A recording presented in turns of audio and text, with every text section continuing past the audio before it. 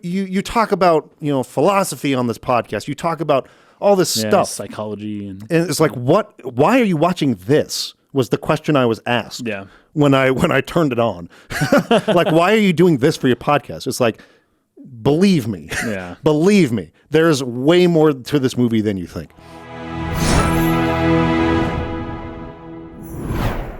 Hello. Welcome, patrons and subscribe stars, to our monthly exclusive podcast. This month, Jurassic Park won. Yeah. Barely. I mean, it was like not winning for the longest time. Really? I remember checking it, and it was like, okay, Cowboy Bebop's going to win. Yeah. Moving on to the next thing or whatever. And then I come back and check it just to make sure it was Cowboy Bebop. It's like, what the fetch? What happened? Jurassic Park won? How? Wow. But it won by like 1%. It was like 33% of the vote was Jurassic Park, 32% of the vote was Cowboy Bebop. So barely lost. And I'm thinking it's probably true that most people who watch us would want our thoughts on more Cowboy Bebop. We already did 5 episodes. Plus, it's an anime, which is like, sort of adjacent to JRPGs, which is what we talk a lot about. Well, maybe we should switch to more of an electoral college style voting system. No, I'm glad it worked this way. This movie is sweet. Because this movie is amazing, and you must hear how good it is, because I noticed so many things on this rewatch with subtitles that I never freaking heard or understood as a kid growing up watching this. That's so funny that you watched it with subtitles, because I did too. Yeah. And that's hilarious that we've never done this before. No. And we both, but it really does help when analyzing a film to have the subtitles the words on the screen. It really does. I picked up on all kinds of things. Oh yeah. Me too. And I guess I'll just get this out of the way now, because I don't want to keep bringing it up every time it comes up. It actually is hilarious to me how much I missed, context-wise, of or just didn't even understand the words that were being said. Yeah. Yet it didn't seem to affect in any way my viewing of this movie. Your enjoyment as a kid. Yeah, that's crazy. That's the mark of a well-made film. I know. It's like different levels, people who want a deeper philosophy or whatever it is, it's there. And then people who just want to chill and go on the roller coaster dinosaur ride and then watch the movie without paying attention. It's there. Yes. It meets you at your level, wherever you're at. And there's this thought that I had. I need to pull up the quote. Okay, so there's this quote kind of recently from George Lucas. Because, one of the things that people criticize the prequel trilogy for the most is its dialogue. Well, even the original trilogy Star Wars, gets criticized for its dialogue being either just like Mark Hamill kind of pokes fun at it when he's like, what are these lines you're having me read? It was written too much towards younger kids or something like that. Yeah, or just it's just techno babble, or who would talk like this? Who would say something like this? As an actor, you're trying to sell it. You're trying to say it in a believable way. And it's how can I sell that line? That line's crazy. And George Lucas would famously, when he directed films, just come back and say, more energy, say it quicker, say it faster. Okay. He's not even seemingly at all concerned with the words, but just how the words flow. Say it in this very specific way with a very specific rhythm in mind that I have in my head. I don't care that the words sound convincing as language. Yeah. I just want you to say it like this. And I want you to say it faster and with more energy. And so anyway, he spoke on this in an interview a little while ago, and he says something really interesting. I'm not known for my dialogue. I think of it as a sound effect, a rhythm, a vocal chorus in the overall soundtrack. Wow. And for the longest time, I was like, what? What does he mean? What the heck? Yeah. But I feel like I got it really for the first time as I watched this movie with subtitles on and realized what they were actually saying in certain parts. Because there's certain parts where it's I had literally I didn't pick up one word of that. I think it's when Well, there's a lot of thick accents. There's a lot of different kinds of people, from all around the world. Well, like there's Alan Grant when he first is walking up to the brachiosaur, and he's just like kind of freaking out. And he's just saying all this stuff, and I never actually knew the words he says. Not one word of it. That's right. When I saw. Yeah. He was saying something. We can throw out the whole idea because they're about them warm-blooded. being cold-blooded. Yeah. They're obviously warm-blooded. That's what he's talking about. I had, for my entire 35 fetching years of being alive, I did not know that's what he said. That's good. Me neither. Because growing up, like, I didn't pick out those words. Those words didn't mean anything to me as a child, probably anyways. And so it was just the rhythm of the words with the beat and the pacing of the shot and the music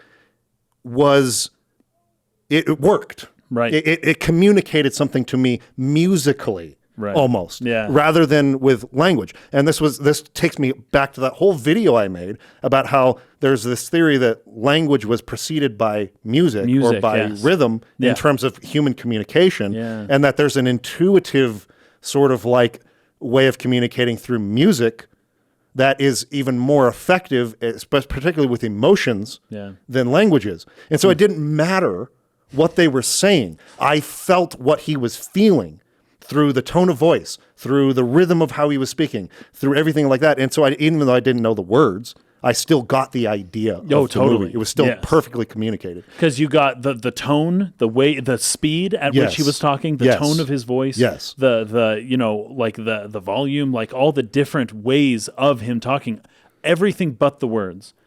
And the words are important too, I suppose, but it all depends on but you'll get it either way, whether you know what he's talking about or not. Yes. It almost just doesn't matter. Yes. And so cool.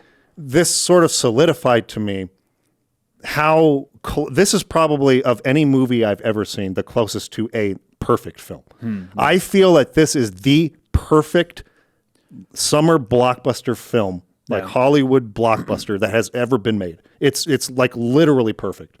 It's just the formula of it, the way it's performed, the way it's written, the pacing, the editing, everything. The only thing I could possibly criticize it for, which is not even really a big deal, is continuity errors, of which there are several. Yeah.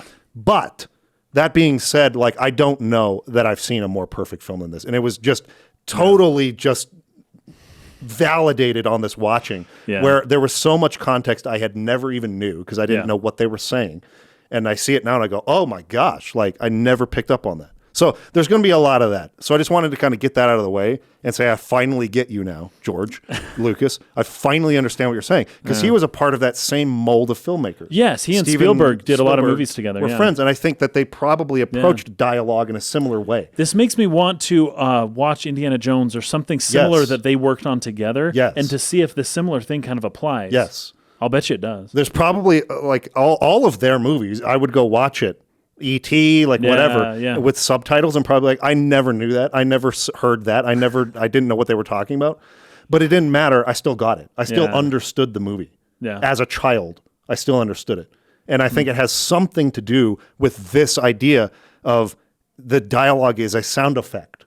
It's a rhythm. It's a vocal chorus. It's musical in its delivery. Wow. And he wants it to be heard. Yeah. He wants you to say it a specific way, even though Mark Hamill's complaining about how that doesn't make any sense to say it like that. They're just thinking about it on totally different wavelengths. And there's almost an intuition that George Lucas and Steven Spielberg had for dialogue that is communicating it in this way that's just probably more effective even in certain ways than, sort of like the linguistic sense that other people are maybe looking for. So, very well put. I totally agree. It's fantastic stuff. So, okay. That being said, the first scene here. Well, before that, I did have a couple notes I wanted to bring up just on the people who made it. Yes. At least in part. I did not know this. Did you know that Steven Spielberg finalized the edit, or he signed off on the final version of Jurassic Park while he was shooting Schindler's List? Yes. In Poland. Crazy. It's absolutely mad. How busy this man was in the 90s is just... This is the most famous filmmaker of all time, right? Steven Spielberg. He's the most famous one.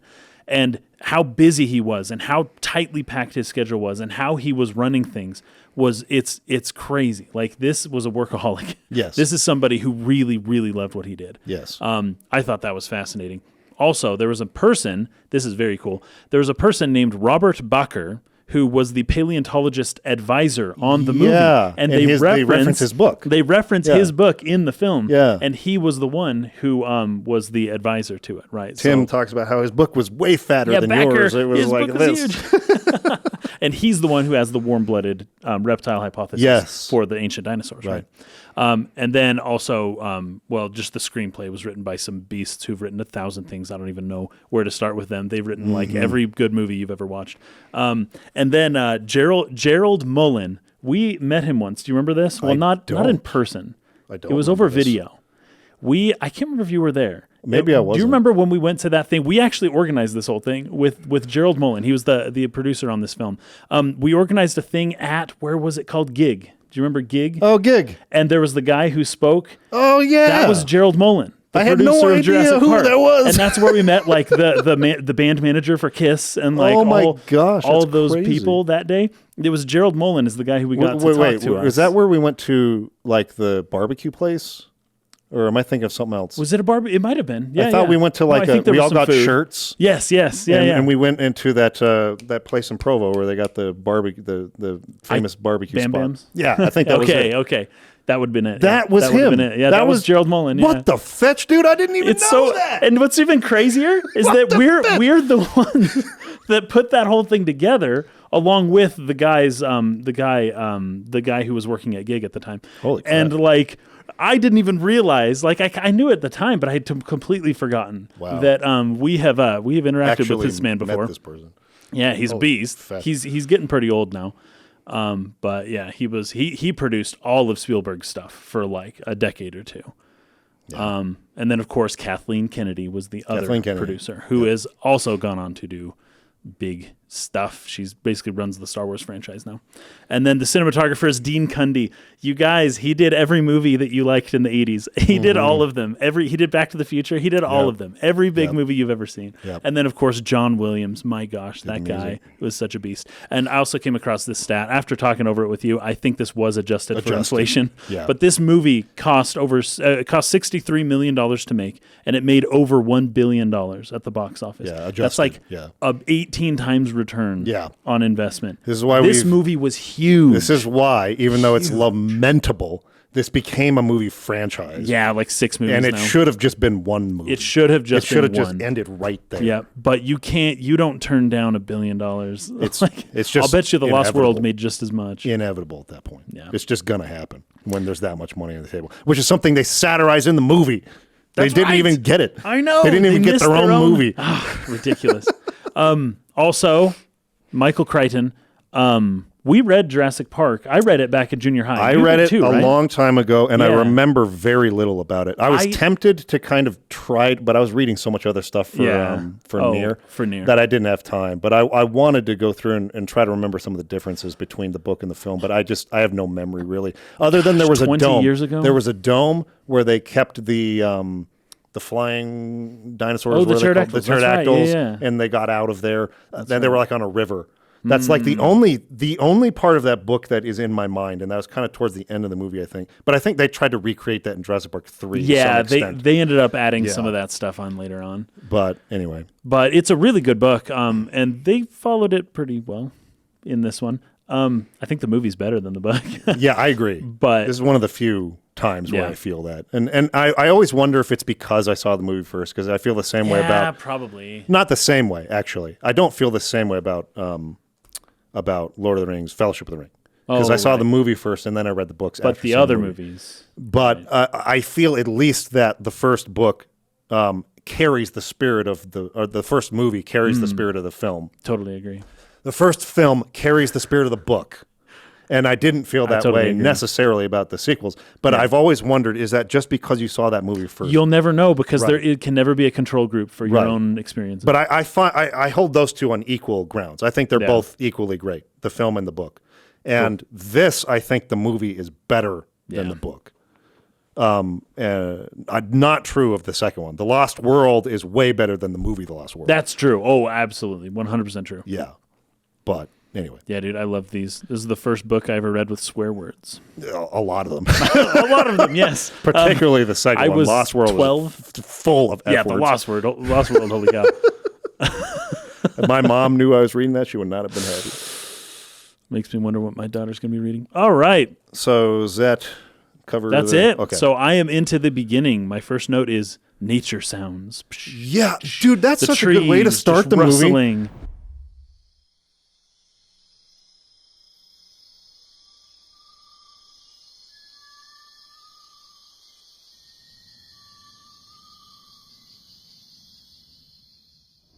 I was thinking about that. I was like, usually, you'll get your Universal logo, the bum bum bum bum bum. You get that huge musical bum bum bum bum. See, how famous? Bum, bum, bum, bum, Yes. Right? How famous do you have to be to not have that happen in your movie? Do you have to be Spielberg? I have no idea. Or can you be like a little no-name filmmaker and like, oh, can you take off your little sound for Universal before my movie? Right. Would that have the same impact? Or would they just be like, screw you, we play this before every movie? Right. No. This is our branding. But some movies, they do different things. Yeah. I think you got to really be someone in order for them to do that. And it's just such a perfect tone setter. Yeah. Because you see that what's usually a bombastic musical crescendo for that logo, and it's just an unsettling jungle ambience. You hear some crickets. It's just you crickets. hear the nature and wind. And wind, but that's right. it's I don't even know how, because those things aren't so good. They aren't like just in and of themselves unsettling. No, it's within the context of every other movie you've seen up to this point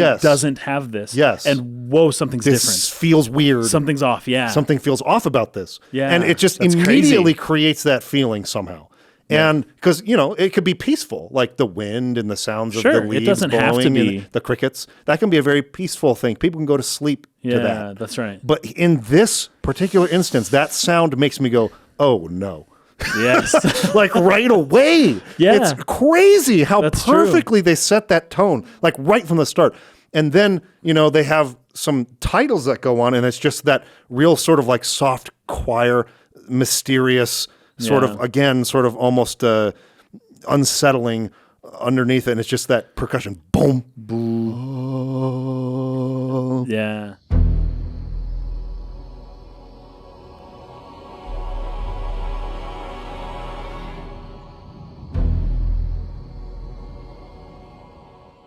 Another title. And it's just like, oh, dude, like, this is going to be kind of a scary movie. Yeah. Now, story for me, I was 7 years old when this movie came out. Cannot believe that. I cannot believe that.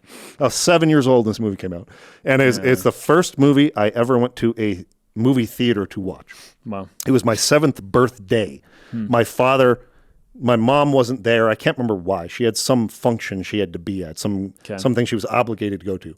So my father took me out to my birthday dinner. And while we were there, he was like, you want to go see Jurassic Park? This new movie came out, Dinosaurs. It's freaking about awesome. dinosaurs. My dad had already seen the movie. Oh my gosh. I was going to give him the benefit of the doubt. Oh my gosh. He had already seen it. Jeez. And he was like, let's go see this movie. I was like, yeah. And we left right after the Dilophosaurus eats Ted Nedry or Dennis Nedry.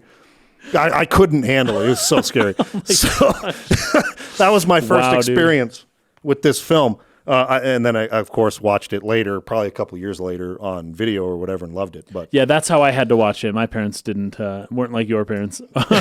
I was not my mom allowed was to watch pissed. it. Was she? My mom was furious because he had to tell her the story. Yeah, it was too scary, and he was crying and begged me to leave the theater.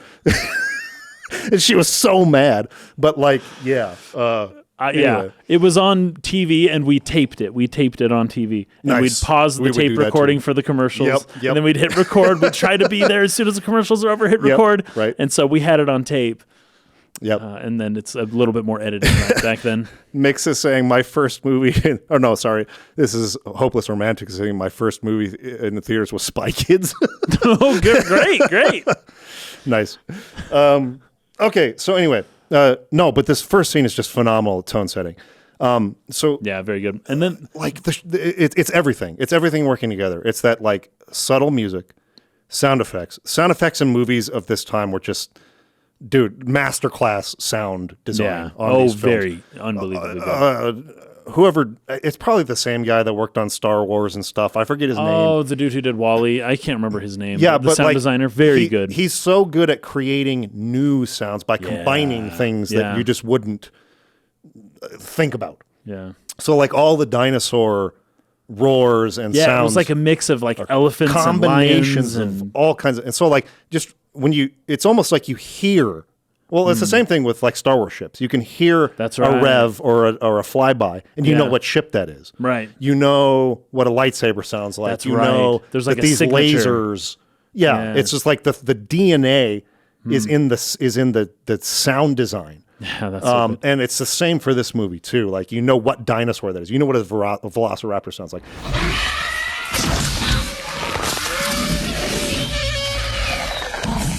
I went to a museum here in Utah over at Thanksgiving Point where they had a thing where they do the botanical gardens and they had all these animatronic that's right.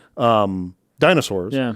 And they use Jurassic Park dinosaurs of course they for do. The sounds. This is like the gold standard. Yeah, that's what these dinosaurs sound like to people now. That's how influential this movie was. And it's how good the sound design is. So it's a mixture of that.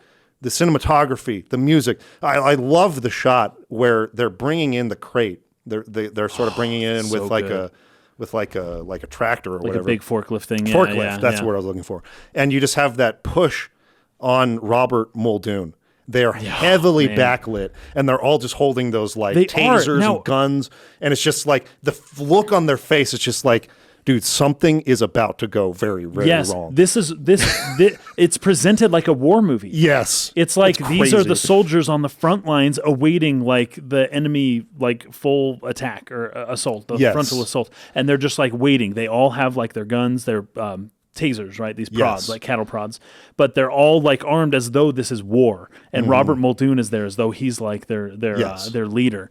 And it's crazy. It's really, really well done. But that hero shot on Robert Muldoon. It's so cool. So good. It's so that good. Guy is such I had a little action figure of him. Yeah. And he was my absolute favorite He might be the best character in the movie just because his lines are so freaking beastly and They hardcore. are. Every line is like he and a lot of characters will serve as kind of like foil characters to John Hammond and what he's trying to do. But only one of them works for him. Right? Yes. All the people that work for John Hammond are like patting him on the back and telling him he's doing the right thing, except Robert Muldoon. Yeah. Right. And he's the one that's just like, we should not be doing this. Yes. But if anyone is as long as it's going to happen anyways, then I'll be the one to be here to make sure everything goes right. Yeah. But it's going to go wrong. Yes. Horribly wrong. He is so good. And also there's tons of, I didn't notice this when I was a kid, but there's tons of Spanish being spoken here too. A lot. It makes perfect sense now. Like I haven't seen this movie in a long time. It's an island off the coast of Costa Rica. Yeah. Which, anyways, names of things are going to be very important. Yes. Pretty soon here. But yeah, it's a lot of Spanish, but he's always speaking in English. Yeah. And at every section of the crate, like, all right, pushers, push it in. Yep. Stop. Gatekeeper, raise the gate. Yeah. Like, it's so good, but it's so tense. It's so tense. And he says, I want tasers on full charge. Yep.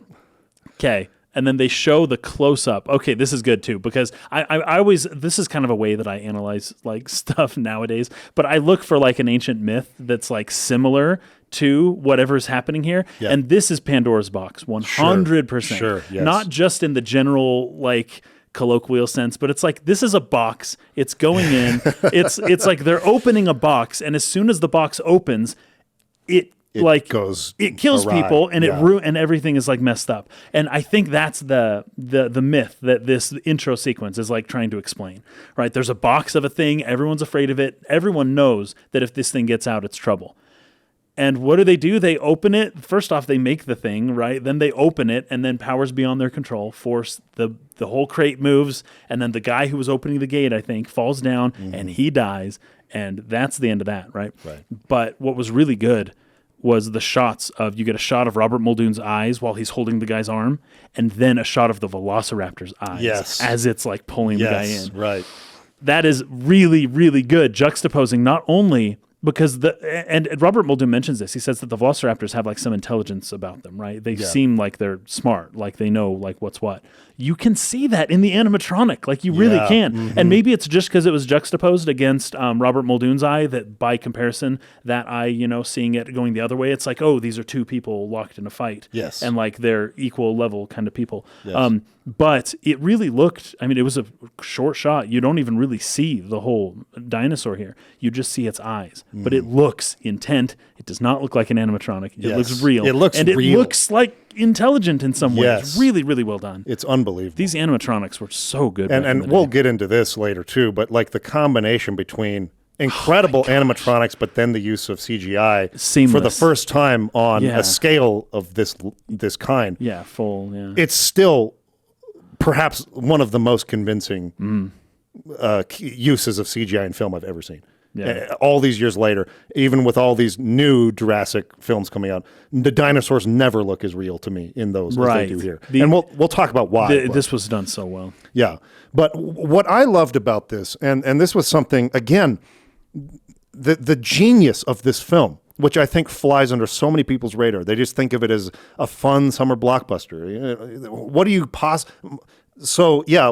what are you possibly going to talk about with Jurassic Park? Why are you watching this? There's so much. You talk about philosophy on this podcast. You talk about all this stuff, psychology, and it's like, why are you watching this? Was the question I was asked. Yeah. When I turned it on, like, why are you doing this for your podcast? It's like, believe me, believe me, there's way more to this movie than you think. Yeah. And so, thematically, this is, again, another perfect example of how to write your movie to theme. This movie knows exactly what it's trying to say. Every scene is reinforcing the central theme. Every single one. Yep. There's not one wasted second in the dialogue, in scene structure, in editing, that does not move towards that theme, towards pointing you to it and reinforcing it somehow. In this scene, we have tons of dudes with guns and technology. Trying to control a situation. Yep. And none of them have control, and they know it. Nope, they know it. They know it. They know it. And the one guy who seems like he's in control, he knows it too. Yes. And he's met his match, which is this velociraptor. Yes. A thing I didn't bring up too. This box comes out of the trees, right? As though the Pandora's box emerges from nature itself, right? Yes. It's like born from the trees and then delivered here. And then these humans are like, we're going to control this, Yes. Like we know exactly what we're doing. Yes. And it is so obvious that they do not. Yes. But also the struggle between Robert Muldoon and the Velociraptor, that they're both fighting for survival, like in a way. Yes. Right? The Velociraptor is just as intent at doing what it was programmed to do instinctively. And Robert Muldoon is trying as hard as he can to ensure that nobody dies. And he can't do it. Like, nature wins. Yes. Maybe a little hint as to how this movie's going to go. Yes. Life but they're like head found to head. a way in the very first scene. Right away. Even though the odds are stacked against it. And he was saying, shoot her. They were doing their thing. It wasn't working. Nothing was working. No. Life found a way to break out of that situation and get the meal or whatever it needed to survive. And you know what it had to overcome to do it was the technology. Remember, those lights turned green as soon as they push the thing in, and then it locks in place. And he's like, good, it's locked. Our technology locks.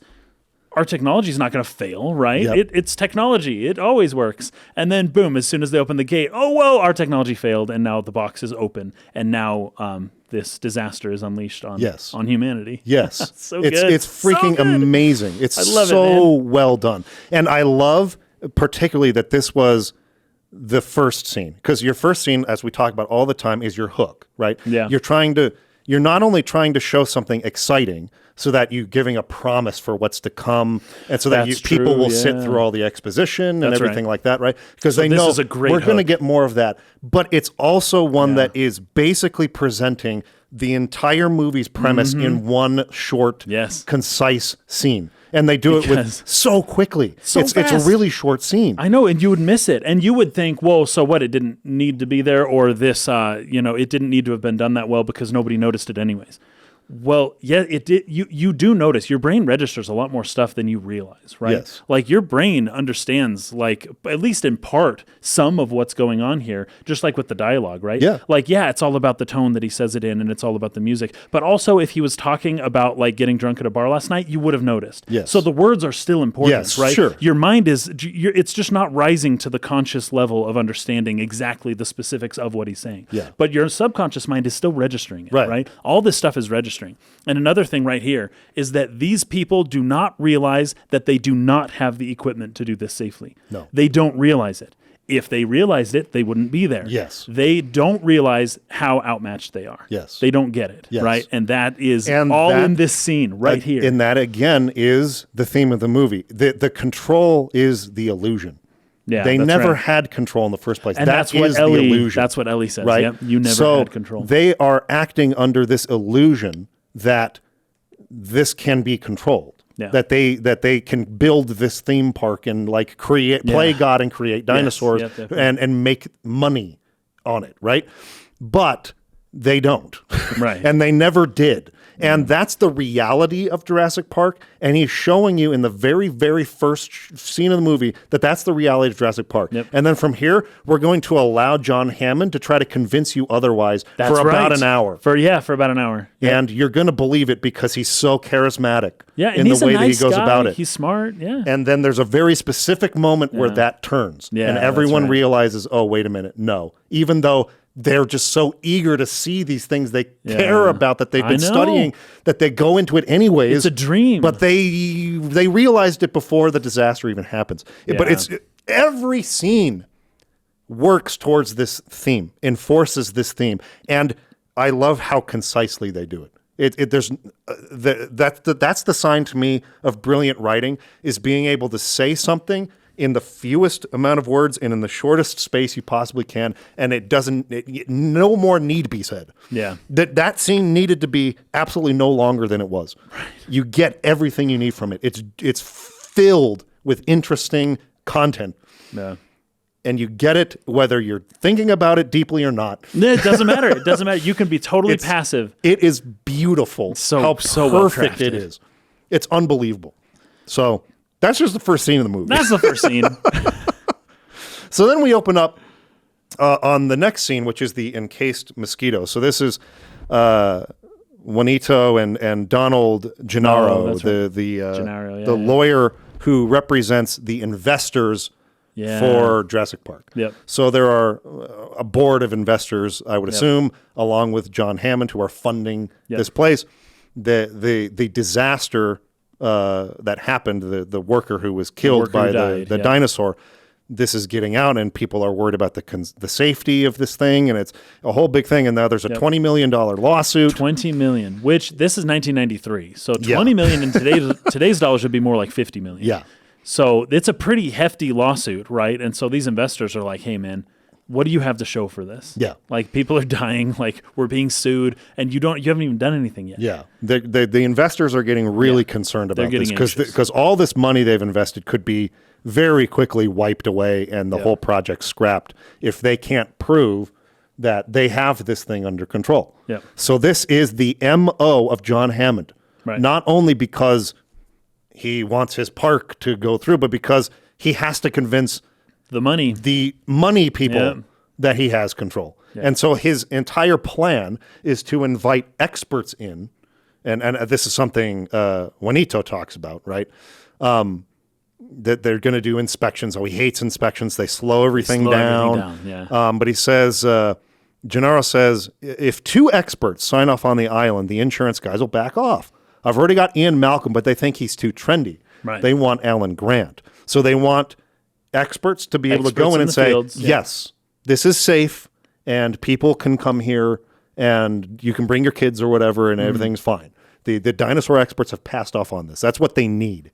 right, in order to proceed. Yeah. So that's what he's really at. I never got any of this, by the way. When I was as a kid, when I was younger, like the $20 million lawsuit, this is the first time I remember ever hearing about that, right? And that's just right here. It's crazy how many times I said that to myself watching this. Yeah. Where I was just like I don't remember that. I don't remember that. And I watched this movie hundreds of times as a child. Oh, tons. And I even watched it with my wife just 6 or 7 years ago. And it was just a fun horror film. Like, I wasn't paying attention. So I missed all of this stuff. But what's funny about it, and this reinforces the whole idea of what we're just talking about. One really funny story, when we were junior high school age, after the first Lord of the Rings movie came out. So I would have been freshman in high school. Yeah. I think we were staying over at your house, having a sleepover or whatever, and we started to recite the Fellowship of the Ring. That's right, yes. Every single line of dialogue. We got halfway through the movie before we started falling asleep. But we were just reciting the movie from memory. It wasn't even out on video yet. We had just seen it in the movie theater a ton of times. At least a dozen times. Probably 12 times. Yeah. And we had memorized it, right? Yeah. And I had similarly memorized every line from this movie. And I could musically recreate exact pitch, the exact tone, the exact way it was said. Right. But it's amazing to me. I didn't really know the words I was saying. That just reinforces the idea that the musicality of the delivery is what communicated to me and the part that I remembered. So I could recreate, I could mimic the intonation of the line and say it, but I didn't really know what I was saying. That's crazy. So, anyways. That's great. By the way, where they're at here with the lawyer is a place called Manos de Dios.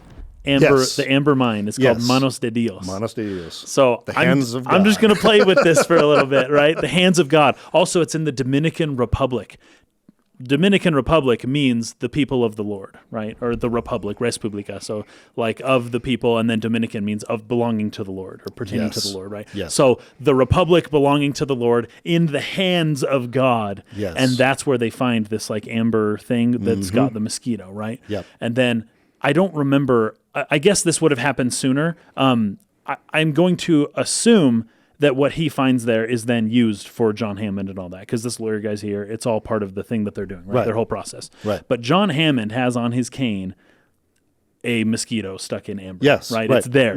And so John Hammond took a mosquito stuck in amber. He took this like nugget from the hands of God. Yes. Literally from the hands of God. He took it. In the land of the people of the Lord, and then took it to Costa Rica, means the rich coast. He took it to the place of riches, right? To the island off the coast of Costa Rica. So anyways, he took it from the hand of God. He keeps it. It's in his own hands, and he now has it for the purpose of making money. Yes. Oh, it's crazy, man. This all comes around with Jeff Goldblum's lies later about God creates dinosaurs. That's right, yes. God kills dinosaurs, destroys dinosaurs. God creates man. Man destroys God. This is John I missed Hammond. that step, by the way. Yes. Man destroys God. Man creates dinosaurs. Man creates dinosaurs. That's exactly what is happening in that scene. That's right. It's amazing. But you have to understand Spanish. You have to know like and it's like most people are not going to pick up on this. But the text is there. Like and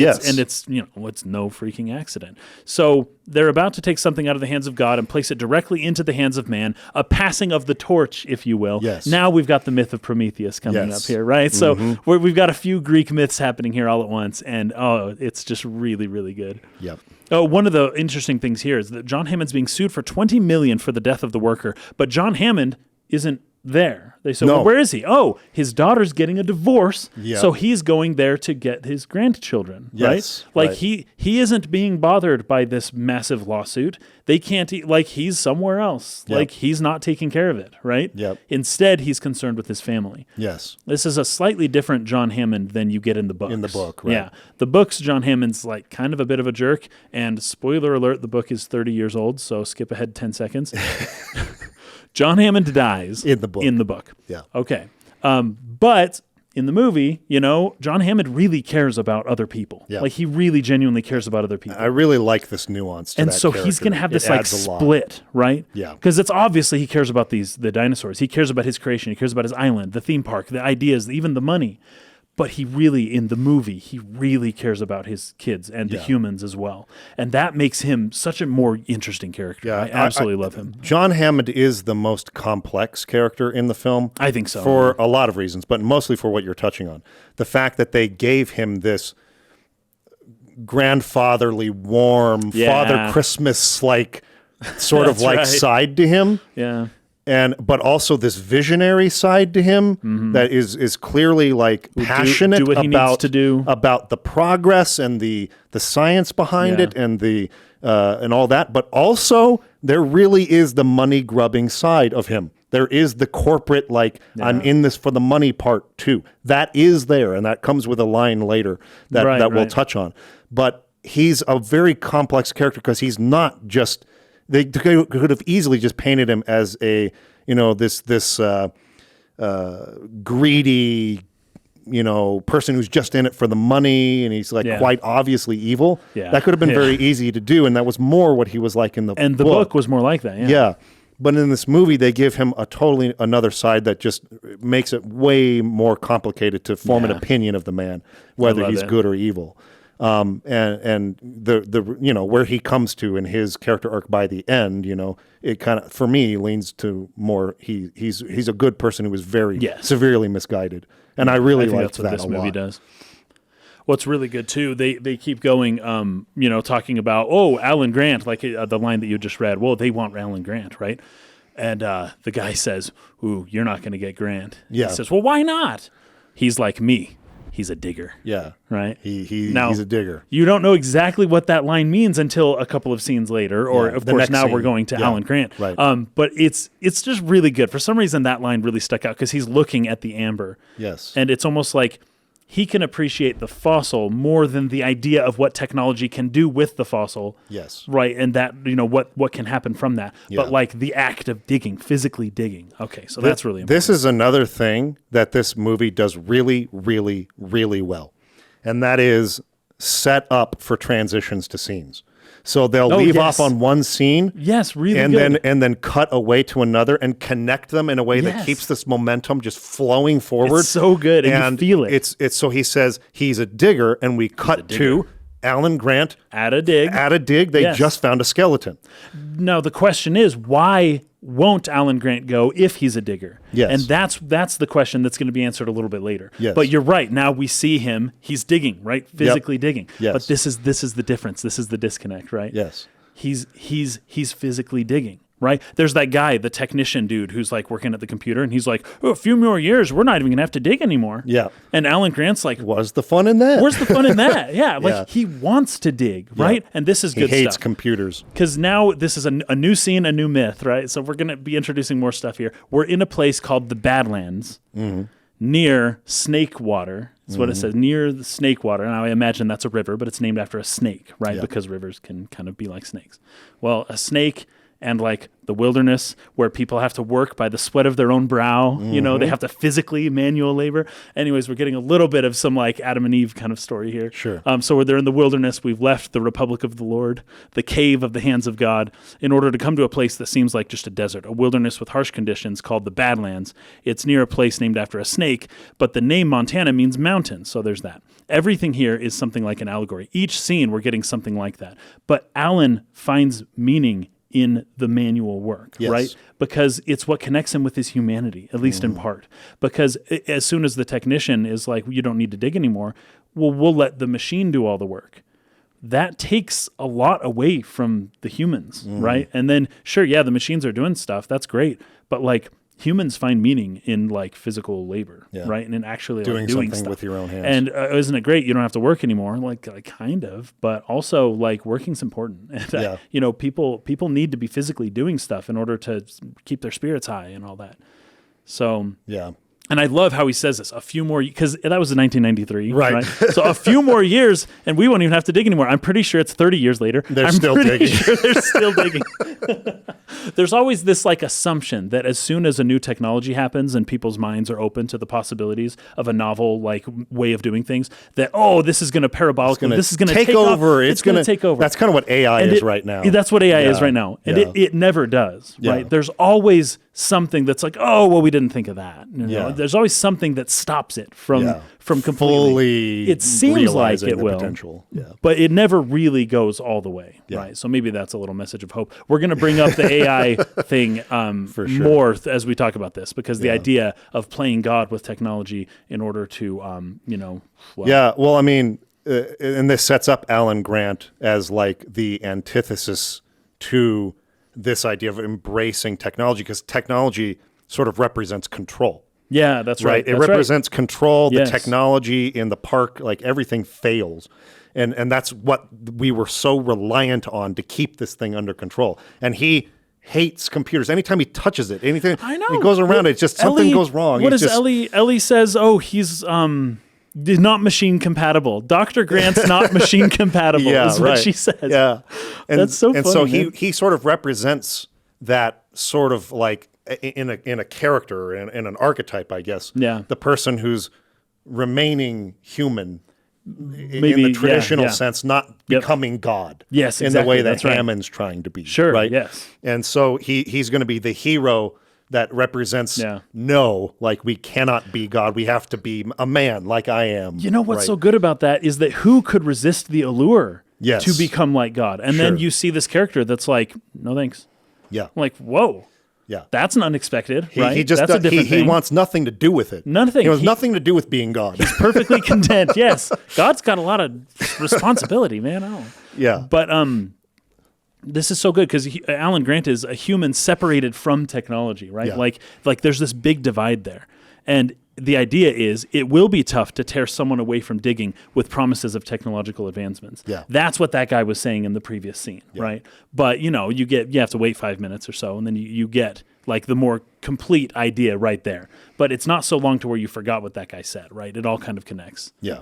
Yeah, he's not machine compatible. That's a good line. And I wrote here, they're really hammering it home, right? Mm-hmm. Like, this is the third scene now, but once again, we're getting this whole idea that, like, humans, technology, doing things out of their control, things are going to turn around to bite them in the butt later on. Like, this is the third scene where basically that is really being hammered in again. Yes. I think it's really funny. But again, we're getting the theme of the movie in this scene, right? We're three scenes in, and every single one of them has been reinforced. It's reinforcing. I love what the man on the computer says. It's a little distorted, but I don't think it's the computer. The illusion of the control that the technology gives you. No, it's not the computer that's at fault. Yes. Oh, something else. This gives us control over the situation. Technology is perfect. Yes. Yeah. Right. We in a few years we won't need to dig anymore. Right. All of this is the illusion. They are locked into this illusion that this technology gives them control over what they're doing, and it just doesn't. And Grant just rejects that whole premise. Right. No, it doesn't. No, it doesn't. And like there's no fun in this. Like I want no part of this. Yep. So great stuff. Also, the whole scene with the kid. Oh, it's so good, man. This is all about his respect for nature. That's right. No, that's right. That's right. That's kind of the whole point of this, is to build his. Now, of course, you can't have a hero without any flaws. So his flaw is that he hates children, and he needs to soften up on this, and he needs to learn to love children. He's going to learn that. That's going to be the thing he overcomes in the movie. Well, but children, I love this about Alan Grant. I really got to explain this. Children represent the future. Yes. Alan Grant is an archaeologist. Yes. He's looking at the past. He's looking back. Yeah. He's not looking forward. Yeah. He's not actually concerned at all much about the future of humanity. Right. He's more concerned about the past. So kids, not really his thing. Yes. Right? It's just a lot of trouble for something that he's just not interested in. Right. That's very good symbolism there. Right. For sure. What's the name of the two-faced god that looks into the future and the past? Janus. That's there his you name. go. So yeah, transitions past future. Yeah. This this is just a freaking, at this point, like a running theme. We always talk about it. Yeah. But the yin yang, the two sides of the coin thing. Yeah, you have the John Hammond being one side and the Alan Grant being the other. Yeah, totally. Alan Grant looking into the past, John Hammond looking to the future. And you need kind of a balance of these two things, right? You can't be too much one way Or else you hate children, and children are the future, and you're ignoring rearing for the future. Yeah. But if you're only looking that way, and you don't take any notice of the past, you're going to make mistakes that have been made 1,000 times before. Yeah. And it's obvious, and you're not seeing it. Yeah. So they're kind of the yin, the yang, the two faces of the god Janus. But I love how they both grow and kind of like learn to see the opposite ways. It's so good. They basically do that for each other. Yeah. Right. And this all goes back to the same thousands of year old philosophy, Eastern philosophy, which has been intuitively sort of just all along. People just dug it out of their unconscious minds, and it's held fast ever since. But it's all there. Yeah. But anyway, this is good too, though. So Grant explains how raptors lure you in with their eyes as he's talking to the kid, right? Mm. You freeze, thinking that that's the best way to understand such a beast, right? Thinking that, I freeze, I shouldn't move, right? Yep. That's the idea. Now, it's instinctual, but either way. Visual acuity. Yes. Yeah. However, due to you not understanding the nature of the animal that you are looking at, you don't realize that there are other raptors, because they hunt in packs, and that there are 2 other raptors about to attack you from the side, but you don't know that because you don't know what you're looking at. Yep. You think you know. A raptor. I better freeze. No, if you knew what you were looking at, you would maybe react a little differently, or you'd be aware they hunt in packs. I'm going to get blindsided. Yes. That's the theme of this whole movie. Yes. Yes, it is. And even with this kid, is not the turkey kid. This is not just a funny scene to, put a snot-nosed kid in his place, which we've all wanted to do with someone's kid who's obnoxious. This kid. I hated him when I was a kid. It's not just that. It's a setup for Robert Muldoon. Exactly. Later in the movie. Yep. Because he sees... Gosh, it's a perfect movie, dude. It's a perfect movie. Everything is purposeful. There's no wasted second of this movie. It's all for a reason. And that's what makes it so good. Even if you didn't think you got it it's at so first. fetching good. Yeah, it's so there. And then I wrote here, you are blindsided by forces you didn't even think were possible. It's amazing. There you go. So, great. And an iconic scene, too, getting out the claw, and he slashes at you your here belly. And here. And she's just like, but you're alive when they start to eat you. That's so and that's that's a tone setting thing too. It's like, oh yeah. And that's another thing I love about this movie. I feel like they didn't set out to make a monster movie. These are animals. They make a really big distinction between them being monsters or animals. Right. But yeah, that's true. They are a powerful force that should be respected. And that is gotten across in that line. You are alive when they start to eat you. This is something to be feared and respected, but it's not a monster. Yeah, that's right. Right? I think Lexi calls it a monster. Yes. So what's this monster's name? And Grant's like, it's not a monster. It's an animal. It's a brachiosaurus. Right? And I never got the feeling watching this that they were monsters. Right. They're just animals that were created to be controlled, and they won't be controlled. Right, there you go. That's against their nature to be controlled.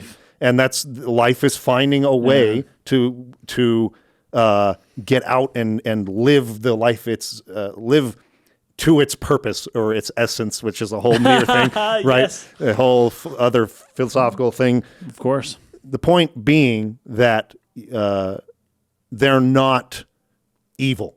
Yeah. And I love that is gotten across. Even in a scene like this where he's describing it like a monster to scare the kid, it's not what they are. And it's just about respecting this power. Yes. And it also harkens back to 2 scenes earlier where that guy gets taken into the box with the raptor and then the guy dies, right? Yes. And it's like, if they had immediately after that said, he was alive when the thing started eating him, that lands differently. They let enough time pass before they then let you realize that, whoa, that's the thing. The thing that was scary is even scarier than I thought it was. Yes. Right? That's really cool because they're veiling the threat, right? You didn't get to see the full raptor very much. You got to see its eye a little bit. Just a piece of it. Just a piece, right? And they're slowly going to build you the picture now. Like, that was scary enough. You didn't need, but now they're going to start giving you the picture of what these things are. And it's like, it's even scarier than you realize. Yep. Than anyone realizes. Yep.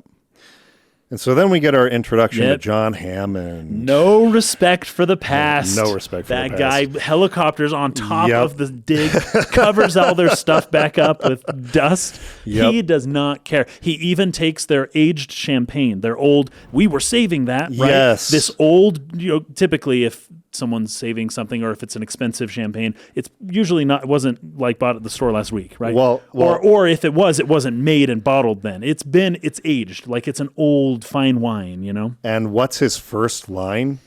His first line is, we were saving that. But today, I guarantee it. For today. I'm in control. Everything he does is about being in control. And he knows what you want. Yes. He knows what you want. Today, I guarantee it. I am the one in control here, right? So you were saving it for today. Yeah. He immediately takes control of the situation. And then he turns it into a present/future anyways. Yeah, it's so good.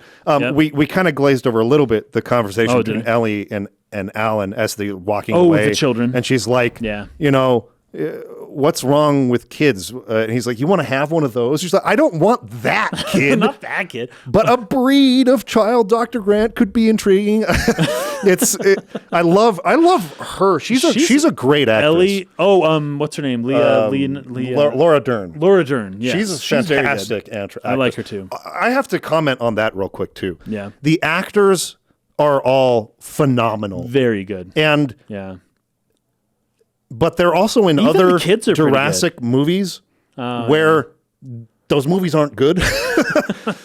But so there's a combination of writing, directing, editing, and performance that kind of all have to come together in this collaborative effort to give something that works, right? But something I was struck by so much in this watching of the film was how realistically these characters speak to one another. Oh, yeah. They cut each other off. They stumble and stammer. Yeah. They are talking over each other.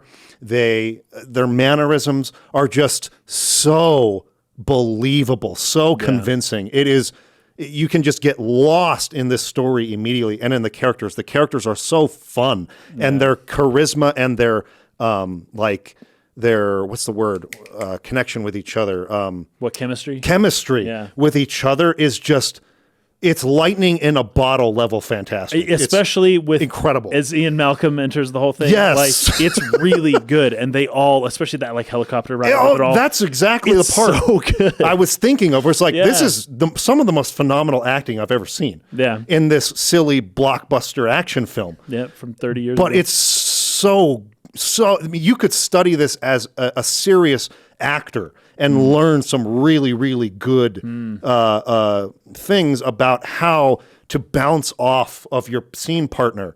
The way that Hammond and I always forget his name, Goldblum. Ian Malcolm. Ian Malcolm, yeah. And Hammond bounce off each other is just some of the best parts of the movie. It's honestly. Really good because it's great. You can't get at Ian, but Ian is really good at getting to He's John. so good at it, right? But everything bounces off of him. You know? It's so funny. So we'll get to the helicopter ride in a second, but anyway, even just these moments between Ellie and Alan are just so convincing as a couple. They're very good. And they're not necessarily agreeing on the future that they're trying to set up with each other. And she's trying to convince him to come over here, but she's doing it in this really loving way. And in a way of banter back and forth. And he takes himself way too seriously. And she kind of pokes him a little bit about it. Gets him out of his comfort zone. Yeah, tries to push him out of his comfort zone, which is what a good partner does. Yes, exactly. It's just so good. And so they go into the little camper here. And John Hammond's at. He's dressed all in white, head to toe, white clothes. He's got a white beard. God. He thinks he's God. It's crazy. Yes. That is exactly where I'm going. He thinks he's God. And he opens a bottle of, now it's probably champagne, but it could be wine. I don't know what it is. But if it's wine, that's more interesting. Anyways, he thinks he's God, and that's exactly what's happening. And guess what? What does Alan ask him? Who in God's name do you think you are? That's what I'm talking about, dude. Everything in this movie reinforces the theme. Everything. It's so one of the best examples I can think of this being done. And it's all the time. We're like 12 minutes into the movie. All the time. It's unbelievable. Oh, it's so good. And who in God's name does he think he is? Well, John Hammond, of course. John Hammond, God. So it's good. Great. He is John Hammond here in God's name. I love it. It's so good. So it turns out Hammond is their investor. He owns an island. He owns land. He talks about, he explains the specifics of it, which is something I never understood. Yeah. He actually is leasing this island. He doesn't technically own it. Right, from the government. Yeah. A lot of that's probably true of just a lot of countries. You can't just like buy a whole island. Sometimes you can. In this case, he couldn't. I will speak as though he owns the island for the purposes of the analysis of this film. Mm-hmm. But technically, it's a 5-year lease. I get it. That's what's happening here. Right. But they don't want to go, and he says, I'll fund your dig. Yeah. I'll fully fund your dig. Because currently he's just a minor investor. It's like $50,000. He said something about my $50,000 well spent. Yeah. Or something like that. That'll pay like maybe 2 salaries. Archaeologists don't get a ton of money. Especially back then. In that time. Their salaries would have been lower. So it probably would have paid for like 2 people, But it's like, that's not the whole thing. So it's partial. He's saying, I will fully fund your dig for the next year. And they still won't go. Yes. And this is what that guy was talking about. It's really bad timing. We just found the skeleton for a further 3 years. 3 years. And that's what's like, okay, awesome. Because, finding funding as an archaeologist is like part of the most stressful part of the whole job. Not easy. Oh, it's just being able to find the funding to actually go out and do your job. Yeah, totally. And so when someone comes around and says, for 3 years, you don't have to worry about money anymore, it's like, yeah. And it's almost has to be benevolent, too, because I guess a paleontologist will be able to sell the bones maybe to a museum. Sure. Right? But that's if you find them. Exactly. But that's not guaranteed. And also, often, I think most funders of this would consider this, what's the word?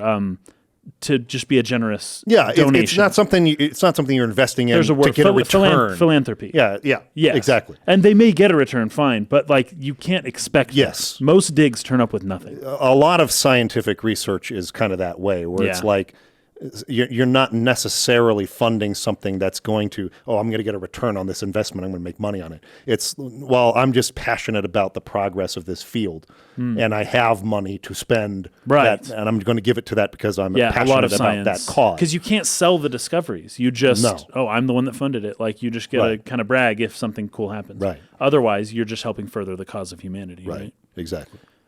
So that's all I have for that scene. Yeah, so that wraps up that scene. Let's do the helicopter scene, and then we're going to have to wrap up I've got Dennis Nedry first. Oh, that's right. That scene comes first, doesn't it? Dodson, yes. That's right. We got Dodson here. Yeah, we're going to have to wrap up soon. Hopefully we'll be able to get through the rest of it Let's get through Dennis Nedry. This is so good. So we have 2 scheming people, right? They are giving lots of money for specimens. I think he gives them like $750,000 right up front in the suitcase, right then and there. Mm-hmm. He's trying to be all secret about it, and the guy's like, "What are you doing with your sunglasses? Like, take those off." Then nobody cares. Nobody cares. Nobody cares. See, nobody cares. That shaving cream instrument is so cool. Yeah, hey, nice hat. That shaving cream instrument is so cool, and I never noticed, or maybe I did notice this, when he puts, squirts out the shaving cream into his hand, and it's like, whoa, it works. He puts it on someone else's plate.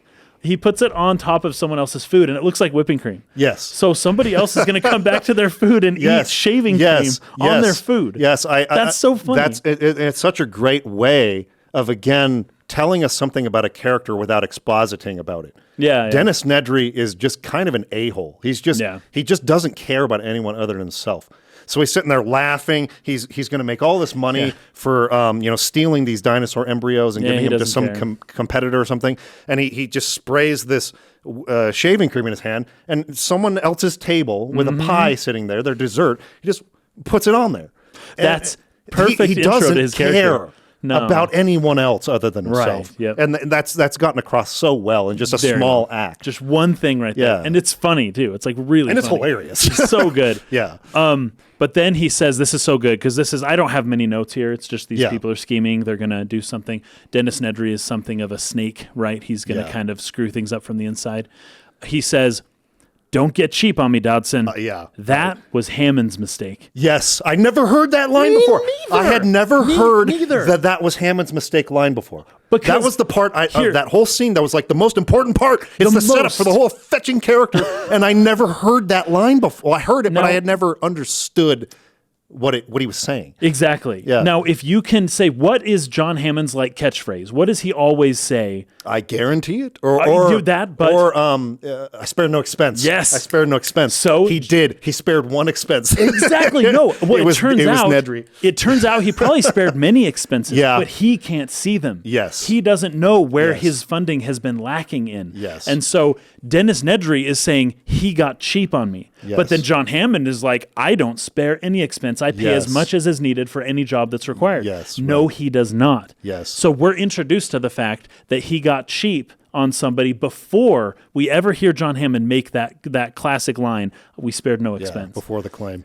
Which essentially makes John Hammond's claim into a lie. Yep. But he doesn't know it because he can't see past his own, what's right in front of him. Yeah. Now we're going into Isla Nublar itself. You have a helicopter flight scene where the characters are speaking as they're approaching the island. And this is one of my favorite scenes from just an acting perspective. Oh, I think too. There's some the really dynamics, good, so good, really good natural, convincing performances here.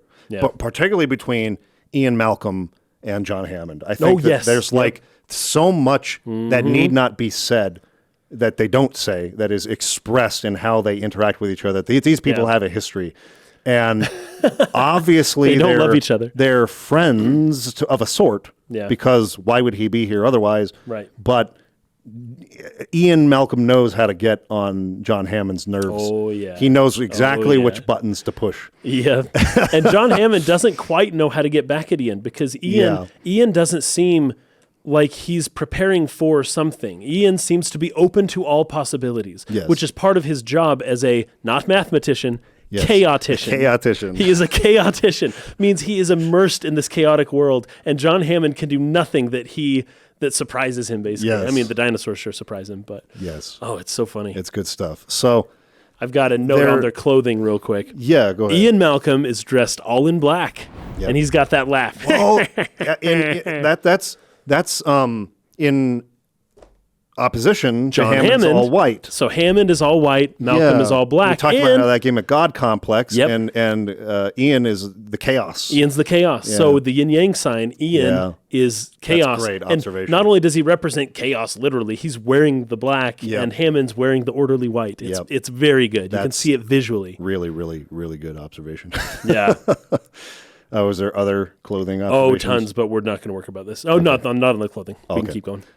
So, we're getting an introduction to Malcolm here, and that's mostly what this scene is for. Yep. But the part that I really wanted to actually touch on was this very particular interaction here. So, Ian Malcolm is explaining because John Hammond says, especially for a mathematician, and Ian he suffers from a deplorable excess of personality. Yes, a deplorable excess of personality, especially for a mathematician. Yep. Ian Malcolm says, chaotician, actually, John doesn't subscribe to chaos. The chaos particularly theory. What I had to say about his little science project here. So John, they have met before, and it didn't go well. Yeah. So John says, "Codswallop, Ian, you've never been able to sufficiently explain your concerns." And then Ian cuts in, "Oh no, John, because of the behavioral system of the phase space." So he's like, they're having an argument. They're kind of talking above everyone's understanding here. Yeah. And so John's like, "A load, if I may say so, a fashionable number crunching." And then Malcolm grabs his knee. It's just kind of like a little grab on his knee. And it surprises him, and he's just like, I told you not to do that. I do wish you would not do that, yeah. There's this really just very natural flow between them where they've had this argument before. Yep. There's history between them, and you can really feel like they know each other really well. And this is funny. It's a complex because relationship. Despite this relationship, John Hammond could not have predicted that Ian Malcolm was going to grab him in that moment. Yes. And that's what Ian Malcolm is trying to convey it to him. Is like, you can't predict what's going to happen. Yeah. You think you understand the situation, and then boom, somebody grabs your leg, and you're like, stop doing that. You can't stop the chaos from doing what it does. Yeah. And then he starts doing, and will continue through some other scenes, his subtle sort of hitting on Sattler. Yeah, Ellie. Dr. Sattler, Ellie. Dr. Grant, you've heard of chaos theory? No. No, nonlinear equations, strange. He just goes on and on. Dr. Sattler, I refuse to believe that you aren't familiar with the concept of attraction. Oh, jeez. He thinks there's sparks flying. Yeah, and what is surprising to me is that it takes so long for Grant to like step in and be like, okay, cut it out. It's not his personality. Really long time. Yeah, he lets it go. Just lets it go. It's so much so that Ian Malcolm is like, so are you dating? Yeah. Like, right, he doesn't even know. Her together? And right. Yeah, it's so funny. You can't tell. It's funny. But anyways, this is where they see the island. Now, the last time I had talked about how I think literally the only critique I have of this film is that it has some mistakes with continuity. Oh, That's sure. about it. Like literally everything else is perfect about the movie. Yeah, sure. But they're flying in a certain direction where John Hammond's back, he's facing behind the helicopter. So they're flying this way.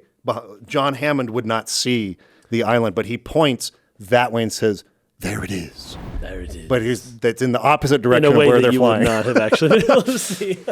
So there are some continuity mistakes of this kind. Yeah. They're obviously on a green screen when they're filming this. They didn't fly probably in a helicopter in an actual for real, helicopter. or a blue screen or whatever it was. But anyway. Yeah. But this is a good scene because they hover over the face of the waters, and then from upon the horizon, land appears as though it's rising up out of the water. And then they go onto the dry land that is owned by John Hammond. This is his land, right? And full of vegetation and the life that he created. Yep. So, and the music that plays here, amazing, so good, so good. I absolutely love it. Theme of the movie, kind of in its full crescendo moment, like the beauty of nature and the appreciation of it, the respect for it, which will be followed by, of course, the horrors that come later. Yeah, but like this is like the sort of the triumphant, like most it seems, the peak for the characters, the peak moment of like the appreciation of what has been accomplished here. Oh, sure, yeah. And very quickly they end up doubting this. Yes. It doesn't take long. Doesn't take long. I also like the bit with Alan Grant not being able to buckle the seatbelt, and he has to tie it. It's very good. I'm going to get into that, actually. I'm going to get into that. Okay, so Costa Rica, first of all, means rich coast, right? Yeah. So they took things from the land of God, right, in the cave of... Yeah, what was that land called? I'd have to scroll. It was in Dominican Republic, which is the land of God. And then, or the land of the people of God. And then he takes something from the land of God to the land of riches, the rich coast. Right. An island off the coast of Costa Rica. And it's like, oh my gosh. That's really good symbolism right there, right? So it's the Promethean, capturing the flame for yourself and then to make money off of it. But this is so good. Everyone buckles their seatbelts. However, and this is so good, I can't believe the symbolism level of this movie. I've never noticed this ever in my life. I know, right? It's crazy. Alan Grant has 2 female connectors. Yes. They're females. Yes. They can't mate, so to speak. Right. Yep. That is the dinosaurs of the island. They're all female. But Alan Grant finds a way to tie it. Ties it so that he doesn't crash and that life was able to still perform its function. Yeah. Even though the technical ability did not exist, that it was still able to work around that. Right. Oh my gosh. The whole movie basically summed up in this like helicopter ride. It's so good. I just cannot believe it. And the thing is, as Ian Malcolm explains later on, life finds a way. So it's just unbelievable. It's awesome. And that this was sort of the epiphany of this particular viewing of the film. Looking at it and like analyzing it was all these little things that I had only seen as a child on a surface level. Yeah. But that I didn't really see. You didn't need the depth. Yes. You don't need it. But it's there. Yeah. It's valuable. And it's in every scene. And your mind somehow, I feel like your mind still subconsciously understands at least a little bit of it. On some level. Yeah. Otherwise, the symbolism wouldn't be as important. But it is. So when they land, they're at this beautiful waterfall, which is just super cool. And then the cars pull up to take you to the land towards the park, and you enter what can be described as a walled garden. Yep. Nothing can go wrong here. It's perfectly ordered. It's a garden, yes, but it's got walls around it. The walls keep things out and in, and There's no way a snake could possibly get inside of this walled garden. It's not possible. Well, that's what Dr. Hammond thinks. Okay, let's keep going. Now we get the best shot of the entire movie. And you know what? I love it when I take notes like that because I can't remember which it was. It's probably them driving under the what you got in there, King Kong? Or no, that's later in the movie. It's probably just them entering the park. Anyway, apparently there's a sweet shot was there. it the helicopter descending, or was it after that? No, it was after that. Oh, no, sorry. Because my next note says they stand up to see the Brachiosauruses. Yes. Okay. I love that shot. Now we get the best shot of the whole movie, which is the first time you see the dinosaurs. And what do you think about the idea to introduce dinosaurs at this part? Like right as soon as you get in, you see some dinosaurs. It's real. It's not part of the tour. It's like a whole, but it's just like right there. Just boom. Yeah. I thought it was really important. One, again, like when talking about like a storytelling structure on the level of technique, I guess, we talked about the intro scene and how good it was as a promise of what this movie is bringing up, right? This is almost like the second drop of that, where it's just like, okay, like we've been building some character. Yeah. Here are some dinosaurs. This is what you came here for. We're not going to hold it too long. We're not going to bury the lead. Like dinosaurs right there. There they are, and you like stay with us. It's almost like the storyteller being like, stay with me. We're almost there. That's right. Kind of leading by the hand in a way. So that's one aspect of it. That's good, and it's all herbivores. Yes. We're not to the scary ones yet. Not yet. But like we're still getting, the promises are being fulfilled. I promise you we're getting there. We're getting there. We're getting there. So that's the almost beautiful. Like on the meta storytelling level, kind of what this serves as. But also, I feel like it's really important thematically to have that sort of gut punch revelation of the awe and the beauty of it. Yeah, I think so. And to be blown away because we were already told in the first scene that this isn't good. But now we're getting John Hammond's representation of this thing that is not good. We're believing his lie. We are. Even though we were already told that's right. It's not good. This isn't good. But once you see it, it's like, oh, that's powerful. Yes. It's so, even just in movie format, there's almost an analogy too. The fact that to bring something to life, well, Steven Spielberg, playing God in his own little way, brought dinosaurs to life for the viewers. Yes. In a way that changed the world. I think the movie Jurassic Park changed the world, right? Nobody had seen anything like this before. Yep. And even though it's just a movie, all of a sudden it's like, wow, what else is possible? Like the world of possibilities opens up, starting in 1993. Yep. And movies can change the world. Yeah. Once again, movies and the things they choose to portray and the way they choose to entertain the audience can also make or break the world. Yeah. And I feel like this is almost like there's some meta text happening here that I don't even think is intentional. It's just a fact that Spielberg did what John Hammond, in the fictional John Hammond did, which is bring dinosaurs to life. What are the ramifications of CG, for instance, of just computer-generated graphics on the film industry? Yeah. And therefore, it's then on the world. Yeah. And that, like, what has CG done? And now we're living in the time of Mid-Journey. Yeah. Have you heard of Mid-Journey? Oh, yeah. Okay. And I've used Mid-Journey once. The idea of CG, computer-generated imagery, right? CGI. It's going to start having a different flavor now. Yeah. But it starts with things like this. Yeah. This is what starts it. And who freaking knows where it's going to end? But Steven Spielberg opened the floodgates at 30 years ago, and he didn't even know. You know what I mentioned before in one of our podcasts? I mentioned that a system is best attuned to get the result that it got, but you don't know what the result's going to be. You think you did one thing, and it turns out what you did was something else. Yeah. Now, if Spielberg didn't do it, somebody else would. But either way, that's an interesting analog, and I'm going to be talking about it more because a lot of this movie is a critique on technology in general and scientific advancement and what it can mean for the world. Yeah.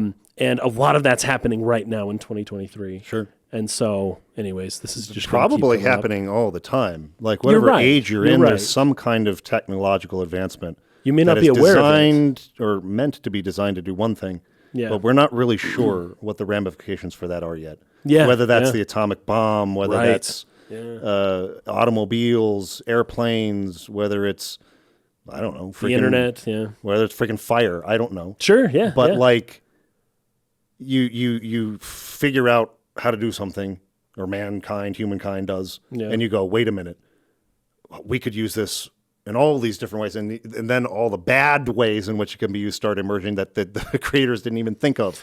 They had no idea. This is kind of just like it's always happening. It's always something we're dealing with. So it's a constantly relevant sort of point. Yeah, that might be why this movie has lasted so long. Yeah. Because as soon as 1993 shows up, then the internet shows up widely accessible to everybody. And it's like, oh, wow, this movie, like The Matrix. The Matrix is still relevant today, even though it's over 20 years old. Right. Because the story it tells is a story that you can connect with your own life and whatever's happening around you. Yeah. It's very good. Yeah, so this is an amazing scene, though. So I love how they wait to show it. And they're just showing the reactions of like every character and one by one to it.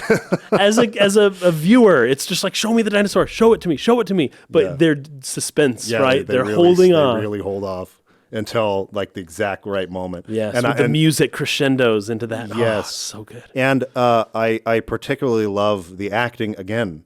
The facial reactions of the characters. Sam Neill. Sam Neill's like fumbling with his glasses. That's like a meme now. Yes. People will use that as a reaction Laura gift Dern. to something like, what the frick? Right? Yeah. Laura Dern's just jaw drops open. Yeah. And even the lawyer character, what's his name again? Oh, gosh, the blood-sucking lawyer. I'll just call him that. Just call him the blood-sucking lawyer. It's like Joe Brino or something. Oh, yeah, we got it earlier, but I can't remember. The blood-sucking lawyer. His response to this is, we're going to make so much money off of this place. We're going to make a fortune with this place. Yeah. Like, even he the rich coast was indeed. There. His assumption in being there was, I'm going to find a way that we can bring this down or maybe win a lawsuit against John Hammond for my clients and make a lot of money. And then he realizes, oh no, we're going to make way more money off of this place than by taking it down. Right. And like his whole attitude changes at this point. So it's just like an absolute game-changing moment for every character. And John is just reveling in seeing them react to this. He's just loving seeing them like almost Grant is almost throwing up. Like put your head between your knees, just blown away. And he's just filled with this welcome to Jurassic, like the feeling of accomplishment of what he has done is just like overwhelming him as well. But there was one line here. Oh, Gennaro, that's his name, by the way. Oh, Gennaro. There is one line here that I had never heard growing up. Again, we talked about how the dialogue in the film can kind of just be like a part of the soundtrack almost, right? There's just a rhythm to it. I have some notes on that, by the way. I had never heard Grant say this. We could tear up all the books on cold-bloodedness. It doesn't apply. They're totally wrong. This is a warm-blooded creature. So he's talking about the theories about, particularly at the time or before the time this movie came out. Right before. Especially even like in like, you go back to say, I don't know, King Kong, like the 1920s, the way that they built dinosaurs. With their dragging their tails on the ground. And, like that, like the anatomy was totally off. Yeah, totally. Like there was just a lot that we thought of them more as lizards. This whole movie is trying to shift that perspective away from lizards and cold-blooded animals to be more like birds, right? Yeah, more like birds. Also, just a little bit more like us. Yeah, exactly. So I just, that was a line that no matter how many times I had seen the movie before this, which was a lot, I promise you, I had never actually heard the words correctly. Neither. I hadn't either, and I got it this time as well. That I'm going to talk a little bit more about that later, because you know that book that Tim Murphy holds up where he's like, it's this thick, like thicker than his book.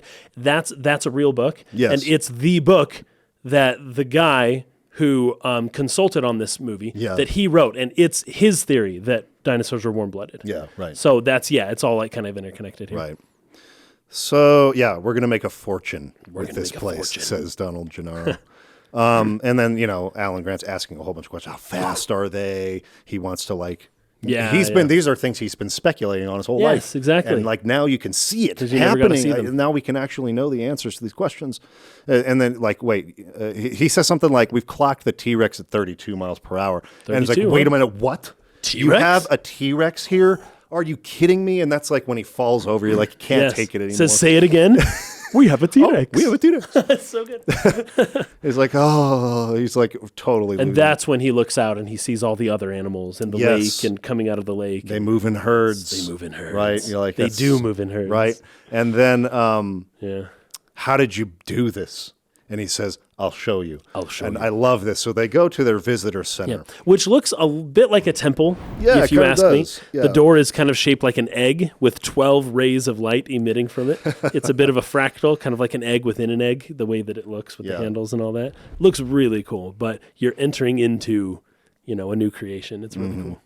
And so basically they go through this like little... almost like amusement ride kind of thing, which is an educational thing. It talks about how, in layman's terms, like how they did what they did. Yep. So there's a little video that plays. Yes. It's supposed to be interactive, and so he's like, he like gets his lines out, how That's he's supposed to respond to it, and he's supposed to let the thing prick his finger. It was really clever the way they did it. It's super clever. It's almost kind of like in our BioShock. In our BioShock analysis, we talked about the Disney-like presentation of the City of Rapture. Right. And how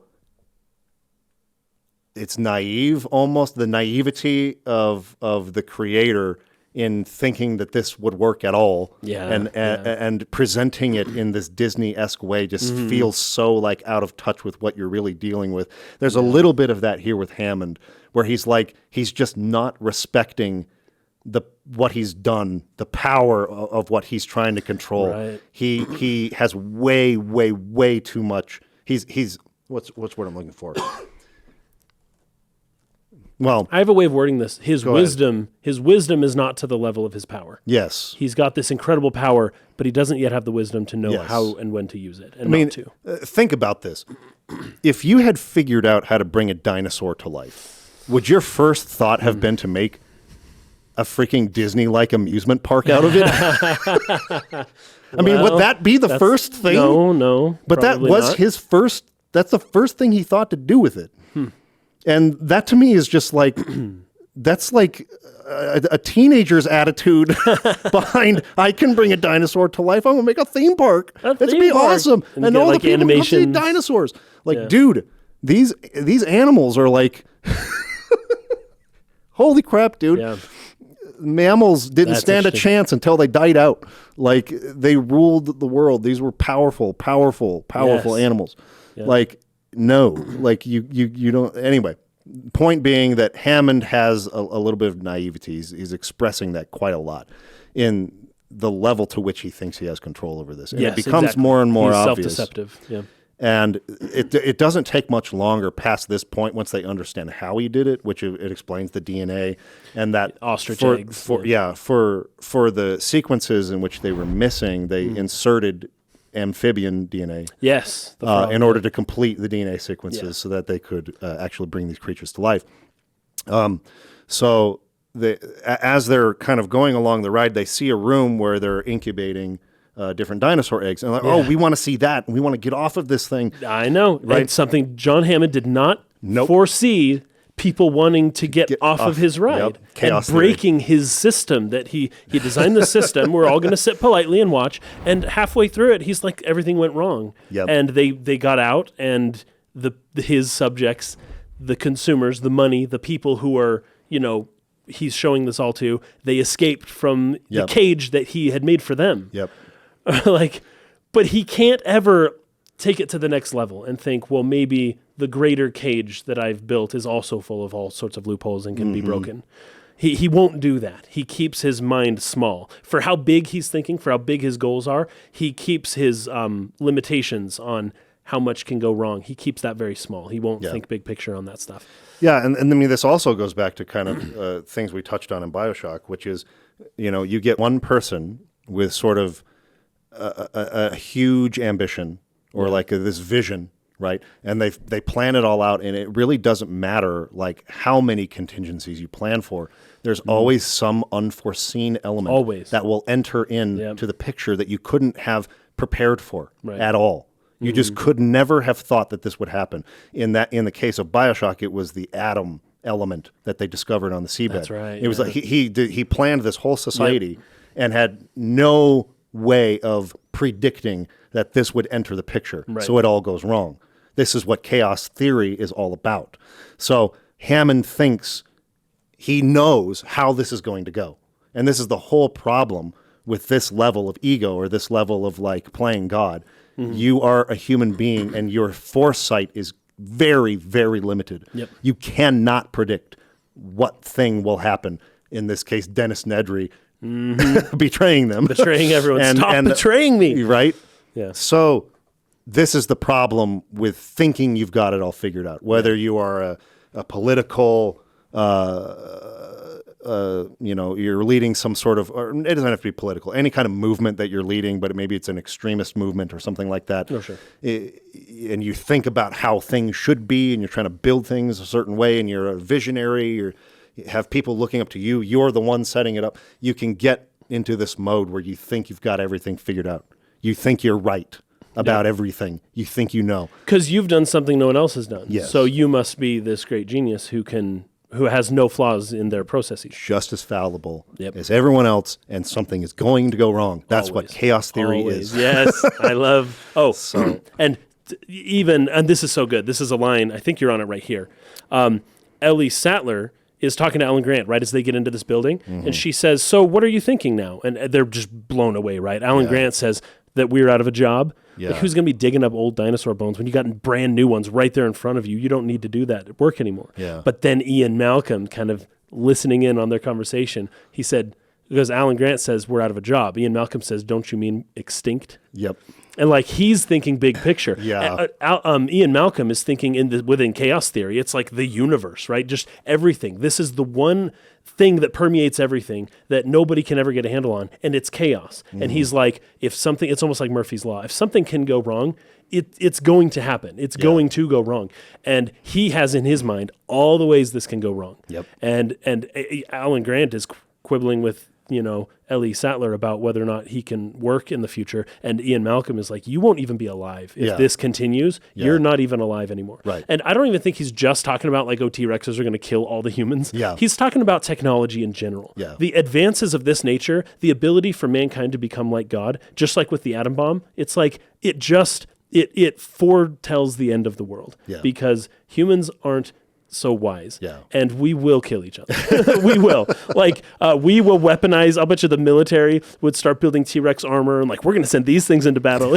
Like, they'll find a way to turn whatever it is into a weapon of mass destruction that will end up resulting in mankind's extinction. And Ian Malcolm knows this, right? Chaos is always right there on the border, knocking at the door.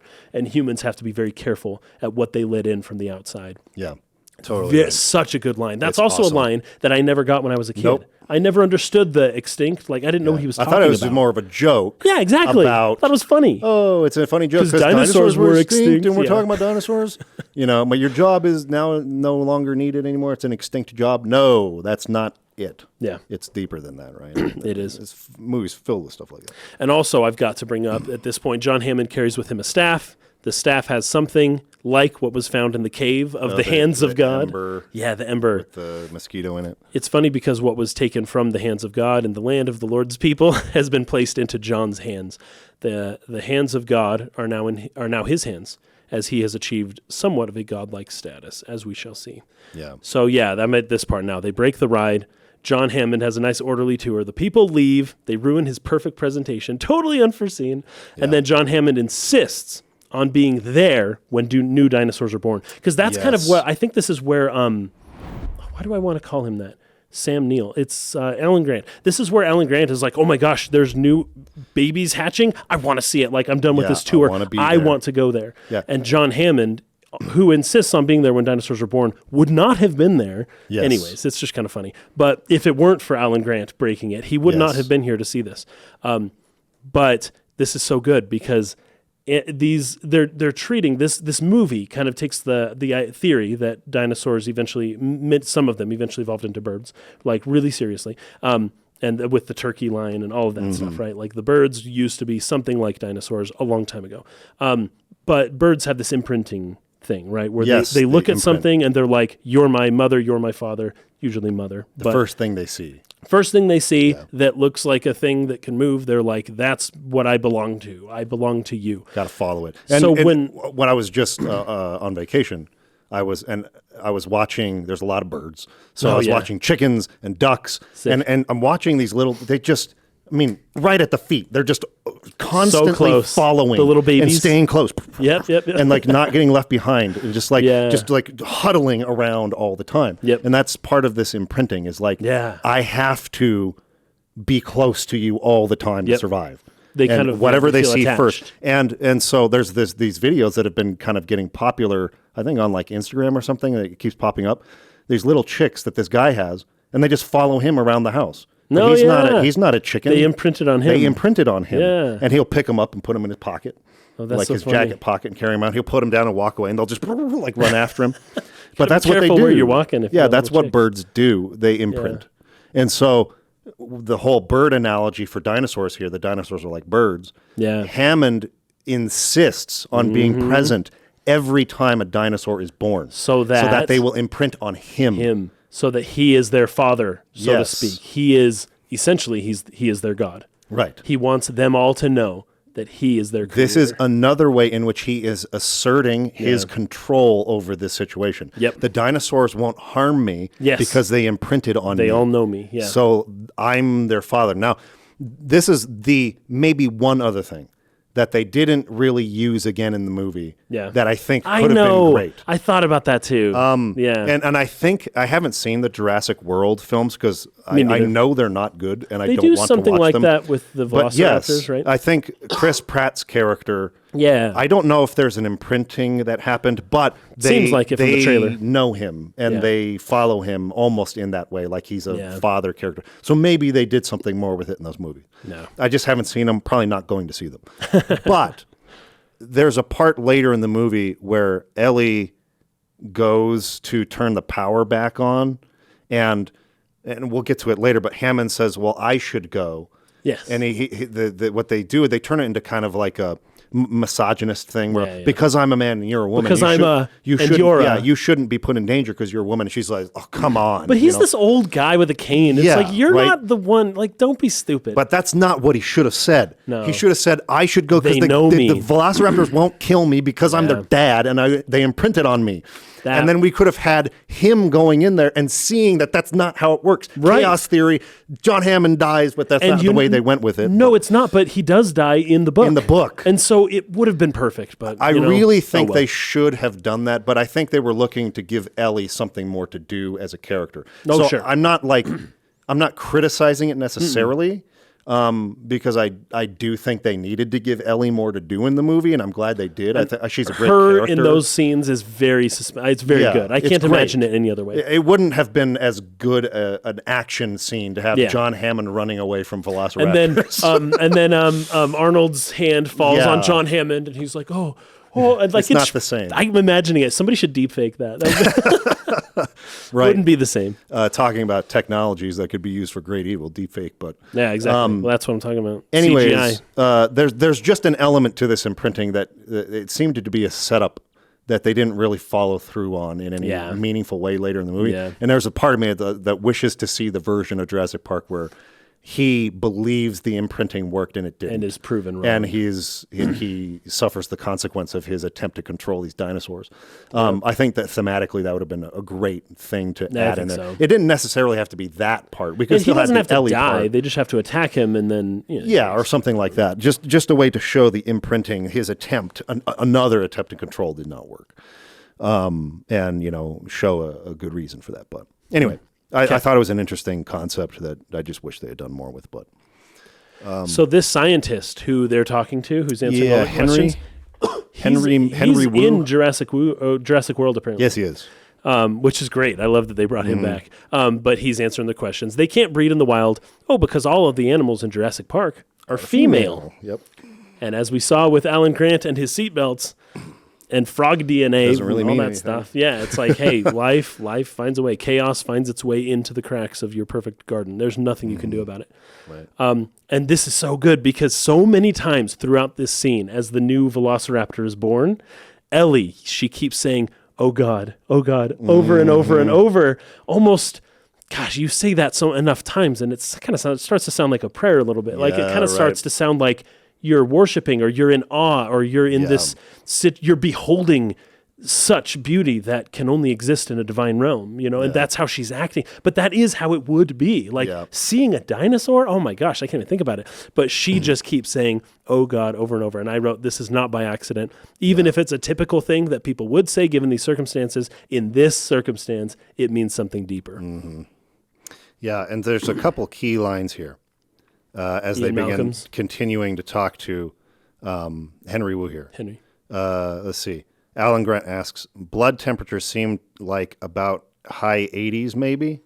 And John defers to Wu. Wu, can you answer that question? He says 91. That's high. Ellie says homeothermic. It holds that temperature. So again, this is going back to the whole cold-blooded, warm-blooded thing, right? The idea that what we thought we knew we were wrong about. Yes. And that even if that proves not to be right, for the theme of this movie, it builds towards the theme. Right. It's like what we thought we knew we were wrong about. Yeah. The scientists can be wrong. That technology, anyways. Yeah. So then Ian says, but again, how do you know they're all female? Did someone go out in the park and lift up the dinosaur's skirts? He's got this clever way of saying the things he says.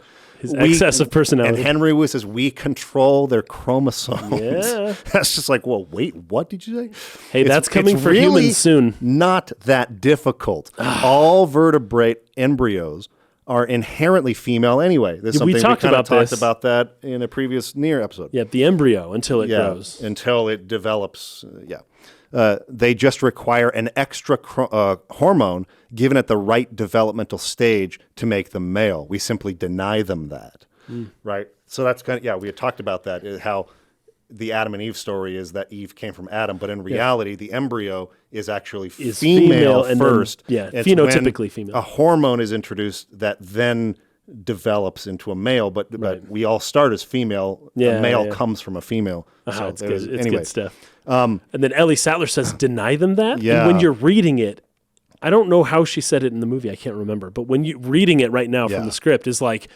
how dare you deny them the ability to function naturally in whatever way? I mean, it just sounds like unbelievable that somebody would do that. Yeah. So Malcolm says, John, the kind of control you're attempting here is it's not possible. If there's one thing that the history of evolution has taught us, it's that life will not be contained. Life breaks free, expands to new places, and crashes through barriers. Painfully, perhaps even dangerously, but there it is. And John says, there it is. There it is. John almost just doesn't even understand what Ian's saying. He doesn't even know what he's talking about. No. And he has such a way of expressing it that you can almost laugh at him. Yes. Because he's just kind of quirky and funny. Yeah. I really feel like, who's the actor who plays Ian? Jeff Goldblum. Jeff Goldblum. Yeah. He's this way in real life. I think so. He's kind All of his just playing himself. like that. But there's just this quirkiness and fun sort of like way that the character talks where you can sort of like dismiss what's being said and how profound it might be because the messenger seems too funny. The delivery of it, it doesn't quite jive with the urgency and the depth and the real like warning of what the statement actually of what is. He's actually saying. He's kind of saying it in this way, and it's just like, okay. But like, no, what he's saying is like hugely, hugely important and true. So, he kind of hand waves him away from that. And Henry Wu is, as a scientist, a rational, thinking in the boundaries of the little box. Yeah. You're implying that a group composed of entirely females will breed? Like, it's suggesting, like, turning it into this rational, like, the situation where it's like, are you stupid? Like we did the thing that keeps this from happening. Who are you to say? So how on earth scientifically prove it? He's basically saying prove it. Like prove that it's and Ian Malcolm says I don't have to prove it. You just wait and watch. Yeah. Like how often do these surprising things? Oh, we didn't plan for that. Happen all the time. Yes. And it's easy to be a little bit too rational, I think, and say that I can't conceive of a way that this could happen. Therefore it won't happen. Yeah, and it's like, well, that's a logical fallacy. Yes, totally logical fallacy. And again, they didn't foresee the atom on the bottom of the ocean floor in Rapture. Exactly. So they couldn't have planned for that. So if someone had brought up, what if we find this freaking element that's never been discovered before? Then they'd say, and it ends up destroying our society. Like, okay. That's possible, but no. what you're describing is ludicrous. It's unlikely, yeah. But that's exactly what happens. But that's what happens. Ludicrous things that no one expects happen all the freaking time. This is great. So to Ian Malcolm's point, so Henry Wu is saying, are you saying that females will breed? And what Ian Malcolm would say, should have said, was the fact that life exists at all is infinitely improbable, right? Maybe not infinite, but it's up close there, right? to. Close to infinitely improbable. So for you to tell me that, this situation is completely contained, like, don't even. I just said close to infinite, but there's no such thing. I know, thing there's as no close such to thing. infinite. People know. It's Anyways. 10 to the 83rd to 1. It's just like highly, highly unlikely. It's unbelievably unlikely. You can't get close to infinity. There's no such thing. But yes. Might as well be in our ability to conceptualize a number that large. Yeah. Now, I'm simply saying that life finds a way. And that's all he could say in that moment. Yes. But a strictly rationalist scientist will just dismiss him at that moment. And then Grant says, what species is this? It's a velociraptor. And he's like, and this is another moment this of scene, setup. Dude, I remember it's this real line. dark for a second. You bred raptors. You bred raptors. And he's just like, yeah. Of course, they're dinosaurs. Of course I did. Yes, we did. And now remember, the velociraptor is the dinosaur skeleton that Alan Grant was working on before coming out here. So he was very familiar with them and how they hunt and all of that stuff. Right. So then feeding time. I love this scene too. This is where everybody has gotten over their awe of the place. Yep. And they are now understanding this is not good. What you found. It starts like around here. This is gonna be bad. And Robert Muldoon, what a perfect character to show up and usher us into this new way of viewing this world in which it is not so great. Robert Muldoon, what is his first line? They should all be destroyed. Yes. That's his first the first sentence. thing he says. They should all be destroyed. Other than shoot her, which was at the very beginning. Right? Yeah. That's the last thing he said. Now he's saying they should all be destroyed. They should all be destroyed. Wow. Coming on the back of the scene, and this is really good too, because you have this baby raptor being born. Now we're seeing the full-grown raptor, like back to back. Like you see the little baby. Oh, it's so harmless. This little baby. He's got the little shell on his head. Dr. Hammond is taking it off. Oh, so cute. Boom. Right on the back of that. Full-grown raptors tearing a cow to shreds. Yep. Because it's feeding time, and how Robert Muldoon's like, they're testing the fence for weaknesses, and all this stuff is like, whoa, this isn't as fun. Like, the idea is cute and cuddly, and the reality of the situation is nothing of the sort. I think that's juxtaposing these scenes is so good. The juxtaposition between the velociraptor hatching and then the velociraptor in the cave is the gulf of the difference between Hammond's vision of the place versus what it actually is. And also Henry Wu being like, females can't breed. Like, look at this little baby. Do you think it can hurt somebody? Yeah. Like, are you stupid? And then the very next scene is, when it grows up, it will kill you. Yeah. Right? Like, but it looks so harmless at first. And what they're doing, the science that they're doing, this whole experiment on Isla Nublar, it seems harmless. Yes. And that's how John Hammond thinks of it. That's it's harmless. Look at this baby. Yep. And then when it grows up, it's unwieldy and incredibly harmful. Yes. Crazy. So they basically just put a cow inside, and it comes back up, and all the harness that was in it was just like mangled to pieces. Now, I always wonder, why is there no blood though? Even from my first viewing, I was like, that thing should be soaked. Yeah, totally. But Robert Muldoon, they should all be destroyed. And then when he's talking about them testing the fence for weaknesses, and this is so funny because I think Ellie Sattler and Ian Malcolm kind of like are having their own conversation. But then it's Alan Grant. Yes. I love how they did that. And it's Alan Grant and Robert Muldoon, and Alan Grant is like, hey, so this isn't good, right? What's Robert their Muldoon's metabolism? Like, no. What's their growth rate? Again, lines I didn't pick up as a kid. Yeah. And I love Muldoon's response, word choice. They're lethal at 8 months. Not they're full grown at 8 months. They're lethal. Not they're adults at 8 months. Yep. They're lethal. They can kill you. At 8 months. Yeah. And I do mean lethal. I've hunted most things that can hunt you, but the way these things move. Fast for a biped. He's still trying to get more information scientistly, right?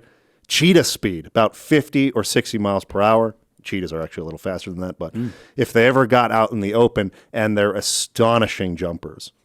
And then Hammond cuts in. Yes, that's why we're taking extreme precautions. Yep. It's we under spared control. no expense. Yeah. We're controlling it. Don't worry about that. Yes, of course. Of course. But Muldoon does. Do they show intelligence, says Grant. They're extremely intelligent, even problem-solving intelligent, especially the big one. The big one. We bred 8 originally, but when she came in, she took over the pride and killed all but 2 of the others. Jeez. That one, when she looks at you, you can see she's working things out. That the eye that we saw earlier in the film. Yeah. He was looking at her, she was looking at him. And it was they were intelligence. having a battle. There was an intelligence there. I remember that. All of the shots of this movie that show dinosaurs being blown away by the CGI and how realistic it looks. Yeah. But actually, the most realistic dinosaur in the movie is the eye of the velociraptor in the first scene. It looks like a real animal. They did a good job crazy. with the eyes because you can see the eye of the T-Rex as well, and they did this specifically. Yeah. It dilates. The pupil dilates. Yeah, and oh man, that's really good. Yeah. That's good. And I think that was practical. Yeah. Right? That was a little robot that they built. Yes. So you can see she's working things out. They made eye contact earlier, and he could see how intelligent she was. That's why we have to feed them like this. She had them all attacking the fences when the feeders came. But the fences are electrified, though, right? Says Sattler. That's right, but they never attacked the same place twice.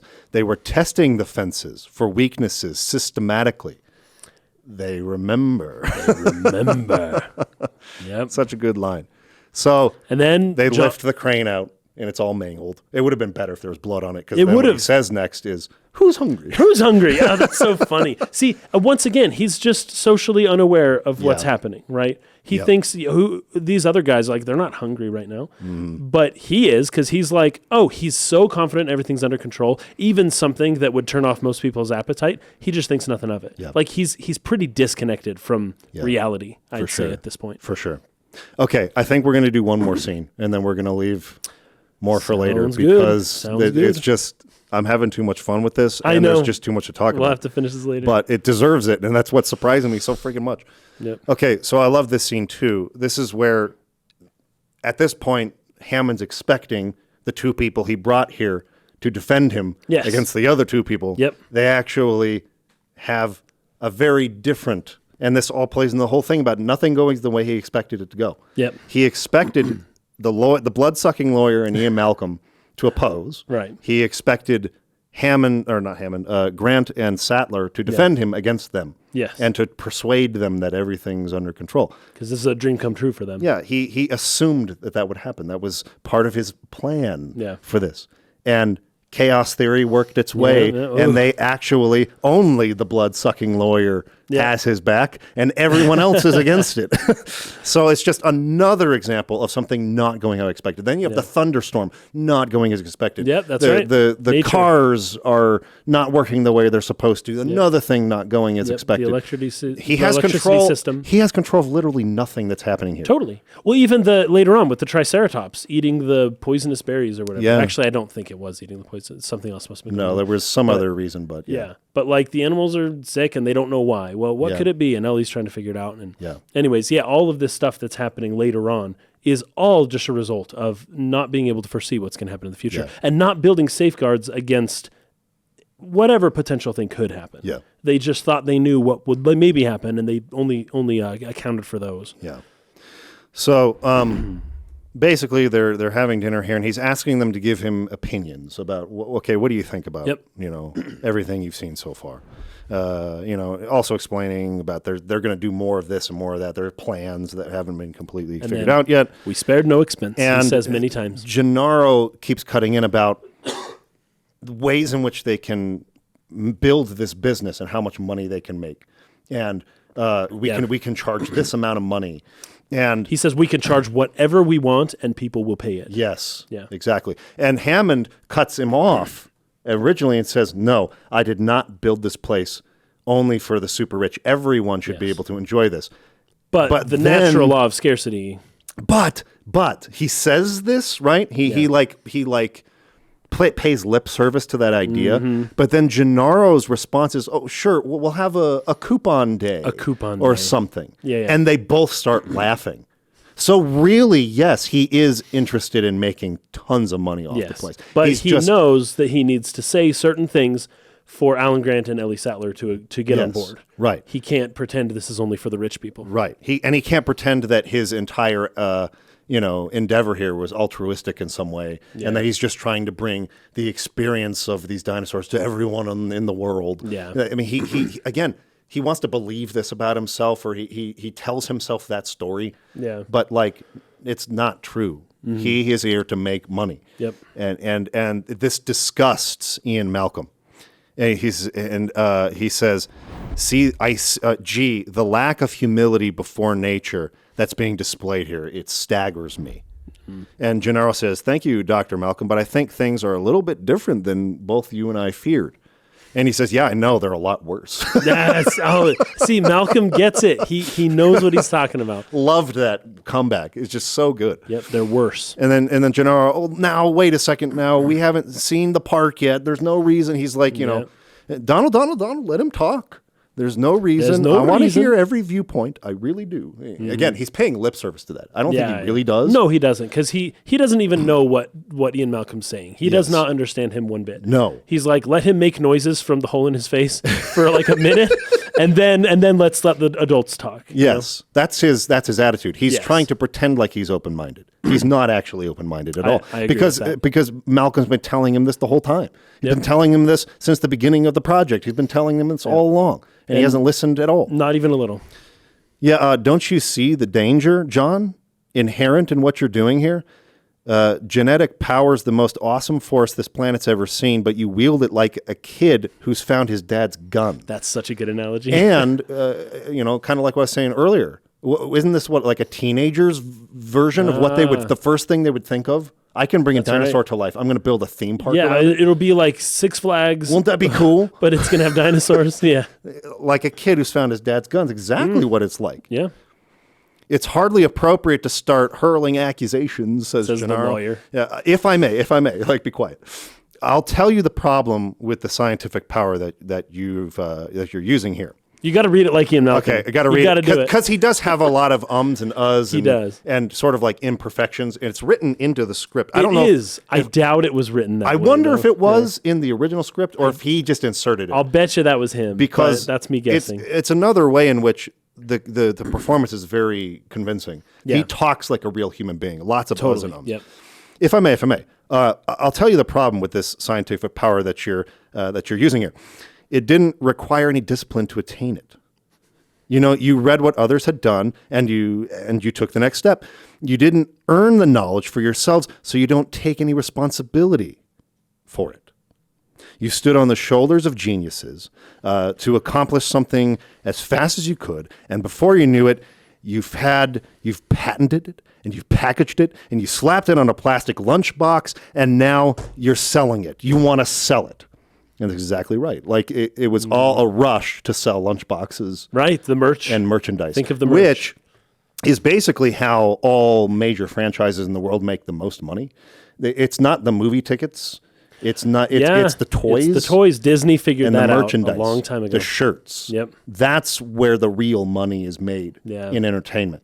Think about this. What made more money? The Flintstones contract or the little vitamins that every kid takes, the vitamin C Flintstones pills. 30 years later, they're still selling those. Kids don't even know what the Flintstones are, yet they're still buying vitamin C Flintstone pills. Oh, it's so good. So this is the push to franchise everything and especially make it more family-friendly and kid-friendly is because you sell toys and merchandise that kids wear. And that's where these mega franchises make all their money. So that's what they're trying to do with Jurassic Park. They're trying to franchise it. Once again, to step out of the movie for 2 seconds, Steven Spielberg, the producers of Jurassic Park, then participated in the very thing of merch. They still make bank off of merch, and they refuse to let this franchise die. They're going to keep making Jurassic Park movies forever. In a way that even if you didn't plan on it, market forces are such that this is what will happen. It will be exploited. The note that I took on this scene is they didn't understand their own movie. Right. This whole scene they didn't understand. Exists to criticize this idea. Yeah. And yet this very franchise is on, I don't know what, its 6th movie or something that it does not need. It totally need not exist at all. That are just horrible and just completely milking the living fetch out of this idea that was a one movie idea in my opinion and should have been one movie because it ends and that's where as far as it should have gone for sure thematically.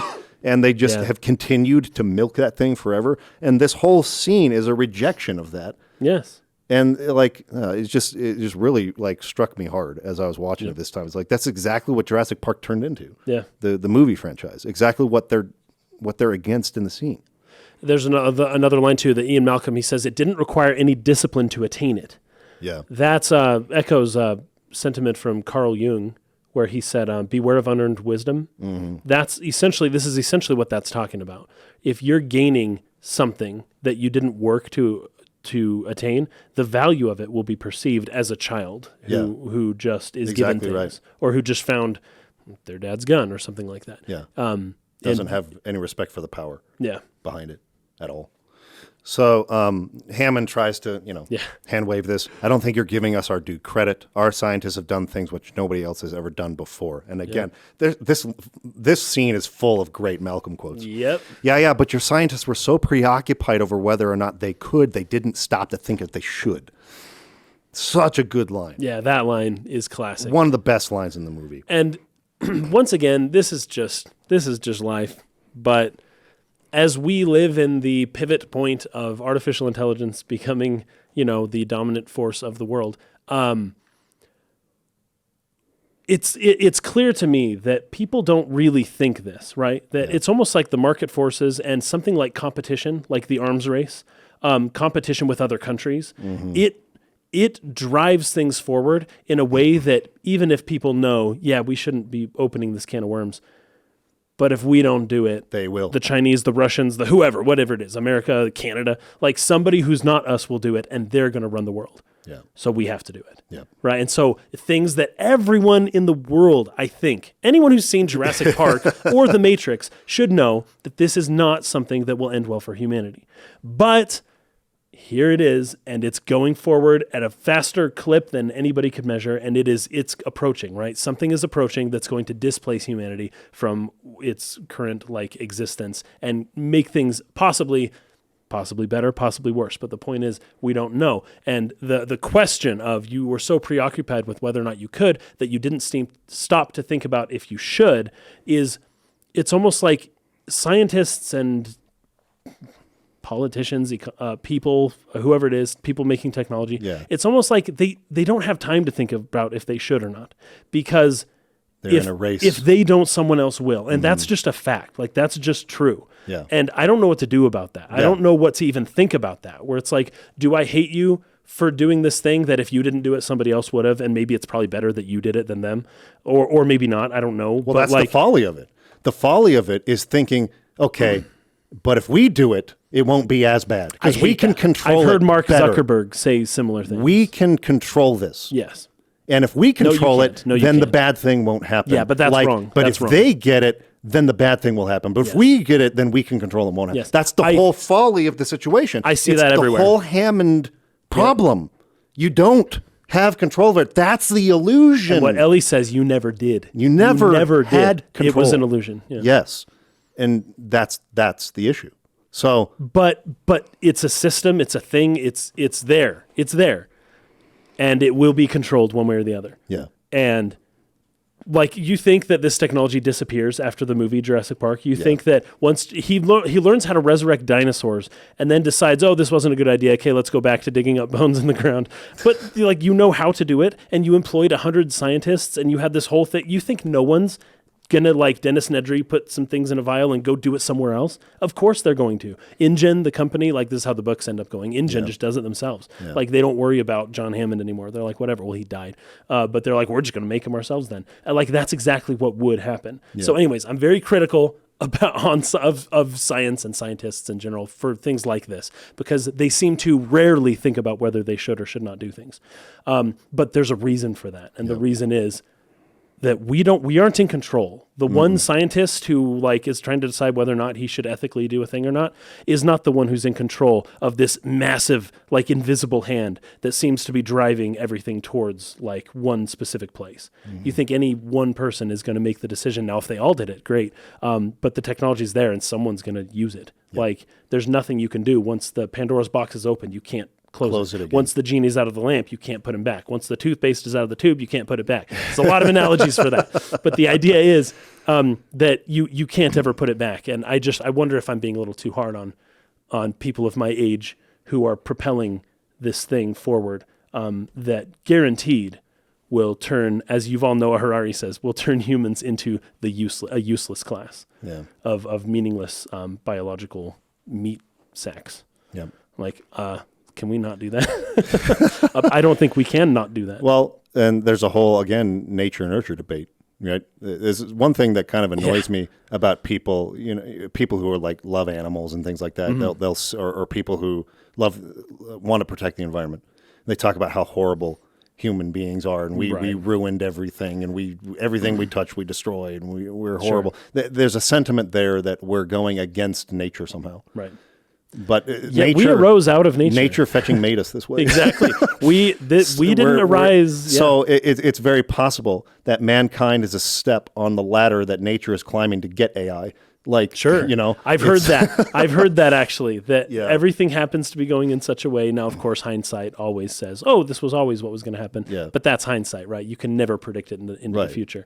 But I've heard that people say, like, if there's an intelligence, which there seems to be something like an invisible hand that directs things like the economy. This is what Adam Smith talked about. Like, there's no evidence for a being, but there is evidence that like the collection of all humans together kind of moves things in an unpredictable way. Yeah. And that it's going towards something. Where's it going? We don't know. Well, now we might have an idea of where it's going. And even the movie Jurassic Park and the fake story Jurassic Park and everything about this was all building to this end. Yeah. This was the only, as soon as man discovered fire 1 million years ago, this was going to happen. As soon as that happened, this was the inevitable end. Right. Like, there's something powerful about that way of thinking. I don't know if it's correct. It seems to be right because it's what's happening, right? So if a system is best attuned to get the results that it got, then fire, the first technology, was best suited to eventually lead to AI 1 million years later. Sure. Right? It follows that that's the case. Right. Oh, man. So, just to finish off the scene here. Oh, he talks about condors. If I had made condors instead of dinosaurs, you wouldn't have any issue. Condors are on the verge of extinction. If I had made a whole island out of just that animal, you find one little edge fringe case that he would agree with in order to justify the whole 99% of your argument. Yeah. That's a common tactic. And Malcolm comes back with, no, listen, this isn't some species that was obliterated by deforestation, right? By humans. Or the building of a dam. Dinosaurs had their shot, and nature selected them for extinction. And then, John, I simply don't understand this kind of Luddite attitude. Luddite attitude. They avoid all technology. Right. I actually looked up the term when I was watching the movie. That's what it means. It means the avoidance of technology. Yeah. From a scientist, I mean, how can you stand in the light of discovery and not act? See, that's the invisible hand right there. That's the invisible hand. And it's humans can't not do it. Yes. It's right there. And you can do it, and so you do it. And you just don't think about whether or not you should. How can you stand in that light and not act? Yeah. And he's right in the darkest way. He's right. And Malcolm says, what's so great about discovery? It's a violent, penetrative act that scars what it explores. It does. What you call discovery, I call the rape of the natural world. And that's good too. Nietzsche even talks about things like this. What was it? Oh, there's a great line. I can't remember where. I read it recently. Philosophers, nothing has ever left their hands alive. Like people who analyze and dissect things and kind of what we do. Yep. Basically, he's saying that, people who critique and specifically philosophers, anytime that they have this new concept that they're going to explore, the whole goal is to kill it and dissect it to figure out why it's a meaningless thing that just exists of its constituent elements and doesn't have any intrinsic value, right? And that's what philosophers do. That's what a lot of scientists do. That's what critics do, right? Mm-hmm. We kind of take this thing that's alive and that everyone loves and we open it up and we show everyone its guts and then we close it back up and pretend that they can go back to treating it as it was after seeing all the intricacies and how the wheels work and everything and realizing that, this was never a big thing to begin with. It's only comprised of its constituent elements. There is a very, very true element to that in that I can barely watch movies anymore and really believe them. It's difficult. Basically, I don't watch many movies when anymore. I'm watching a movie, I'm seeing the lighting behind the camera, and in their eyes, the reflection of their eyes, you can see where the key lights were. I'm seeing all of the behind the scenes movie making stuff. It's no longer a living thing to me, After like it used to be VFX when I was a child. Yeah. Right? There's no magic in movies anymore. True. Or I should say it sparingly happens where I lose myself in a film like that. It'll happen more for me now for older movies. It doesn't happen for modern stuff. It's like Jacob's Ladder will do that to me now. Right. Instead of like this new Avatar movie or anything like that. Like I don't care about that. Right. There's such a truth to when you become this sort of like expert. I'm not saying I am, but on the path to that or trying to become one. Right. When I read books, anything revolving around storytelling, I'm breaking it down. Yes. Almost intuitively or against my own will. You shouldn't, but you can't help it. I can't help it. Yeah. I know, like, stories no longer are magical in the way that they were when I was a child. What made me fall in love with them originally. Right. I don't feel that much anymore. Because instead you're like, oh, they're using this archetype. They're telling this one of the 7 stories. They're using this character is going to lead to this end, and you're predicting what's going to happen. Exactly. Most of the time, you can do that pretty accurately. Sometimes not, but whatever. And there's just no more. There's no more magic, and it's not alive. Right.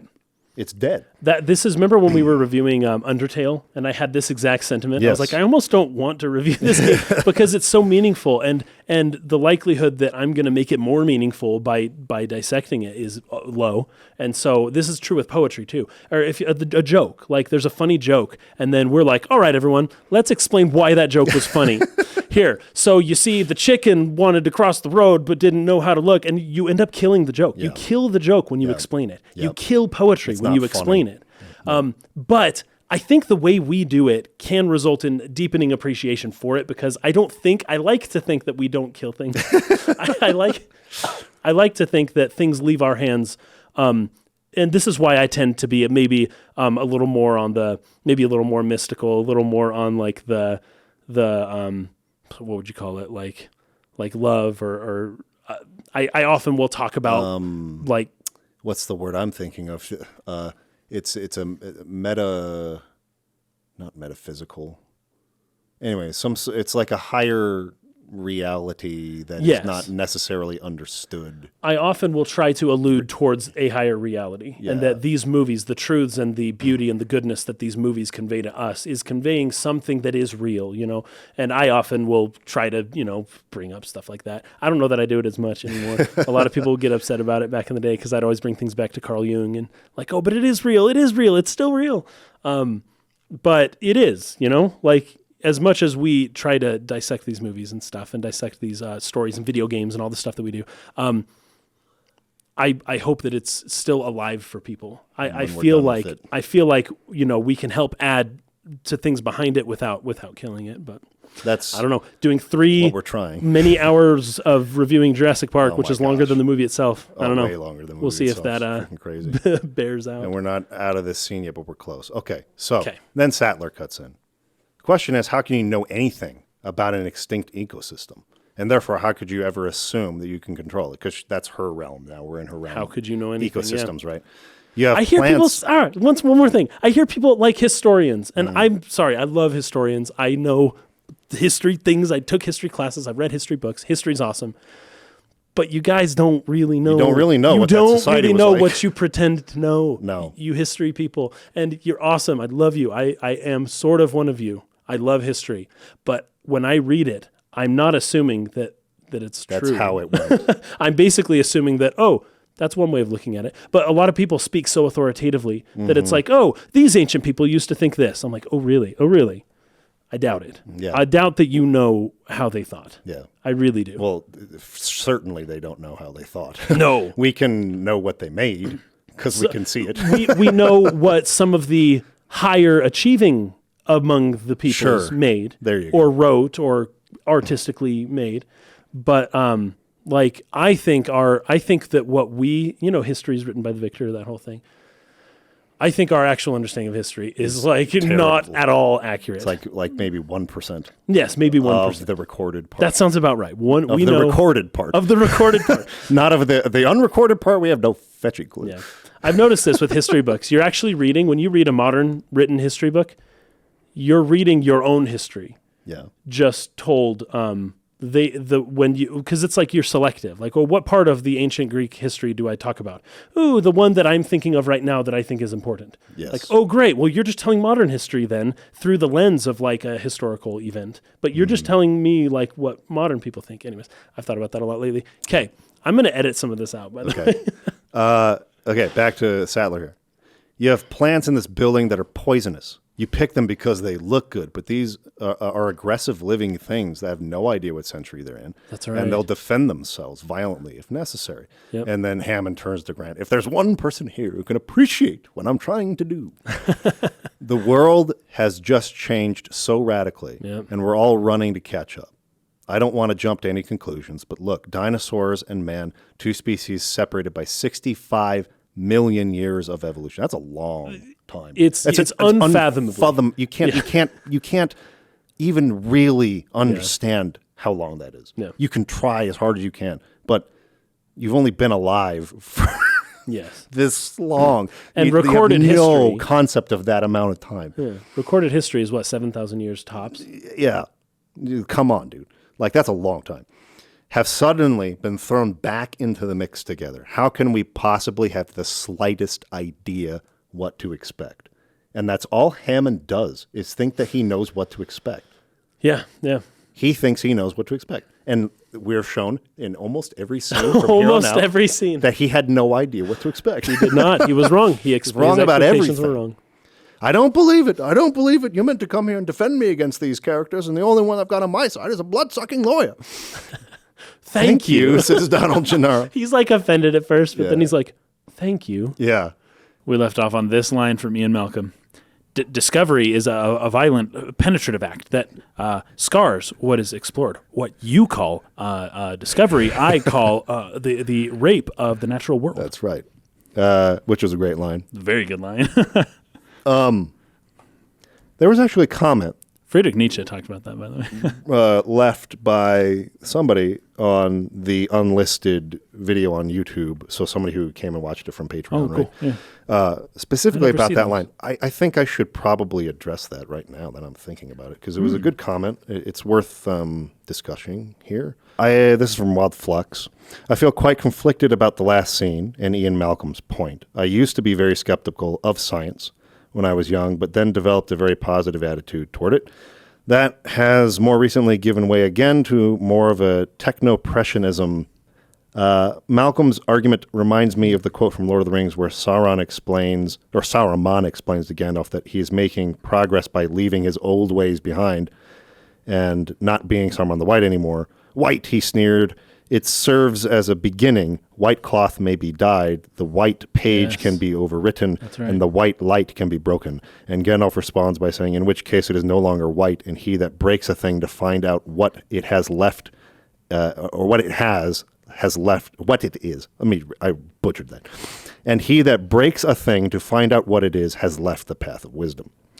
This line makes essentially the same point as the movie, I think, and it resonated with me a lot when I read it as a kid. But at the same time, calling the entire notion of discovery a rape of the natural world, not just what's happening with Jurassic Park, seems like a ridiculous pendulum swing in the other direction. I think this attitude of the character came across even more strongly in the book. There are certainly insights into what the natural and physical world is like that are worth having, and how was it a rape of the natural world, for example, when Galileo looked through his telescope and discovered that there are so many more stars out there than the naked eye can see? I can explain that. Okay, go at for least it. a little bit.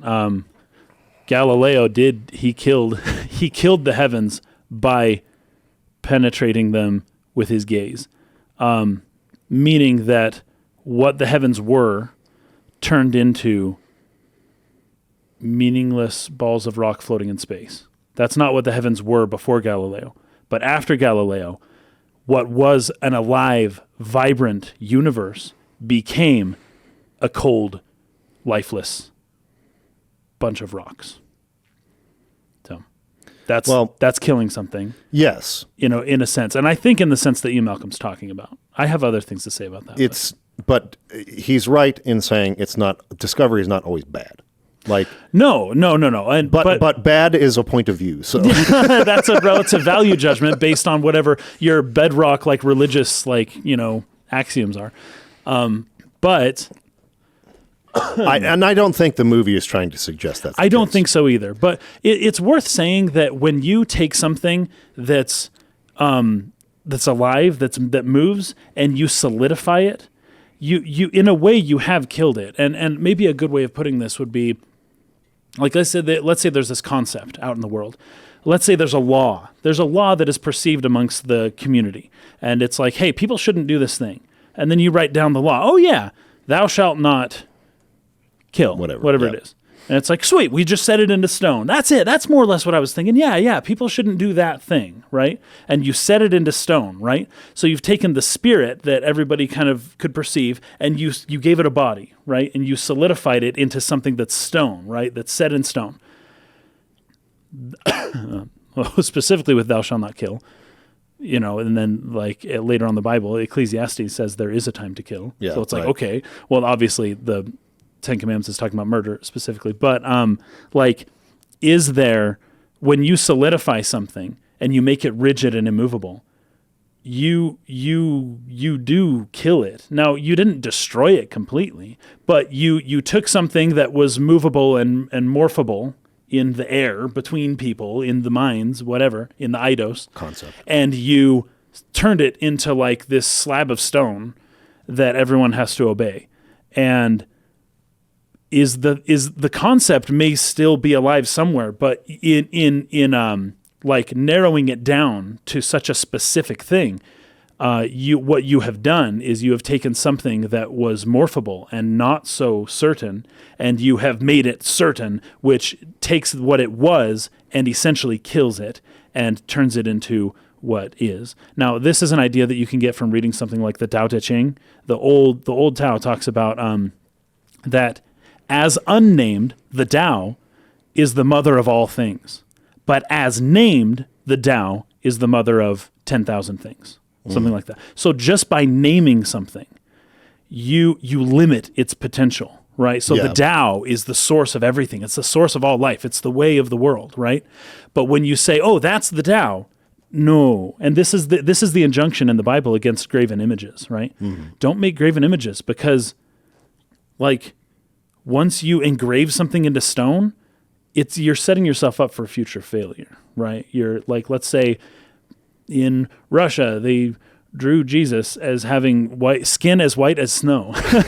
and everyone just is like, oh, this is what Jesus looked like. And then you come later on and the church expands and you realize that oh, maybe we shouldn't have drawn him this way and propagated him throughout the whole world in this specific manner, given that, maybe that's not so accurate, or maybe other people feel left out, or whatever it is, right? It's well, maybe you should have let the idea, and I'm not saying that people shouldn't ever draw Jesus ever, but the idea is that once you engrave an image, you limit the infinite, basically. You take the infinity and you turn it into a limited thing, and that kills it. But is that always bad?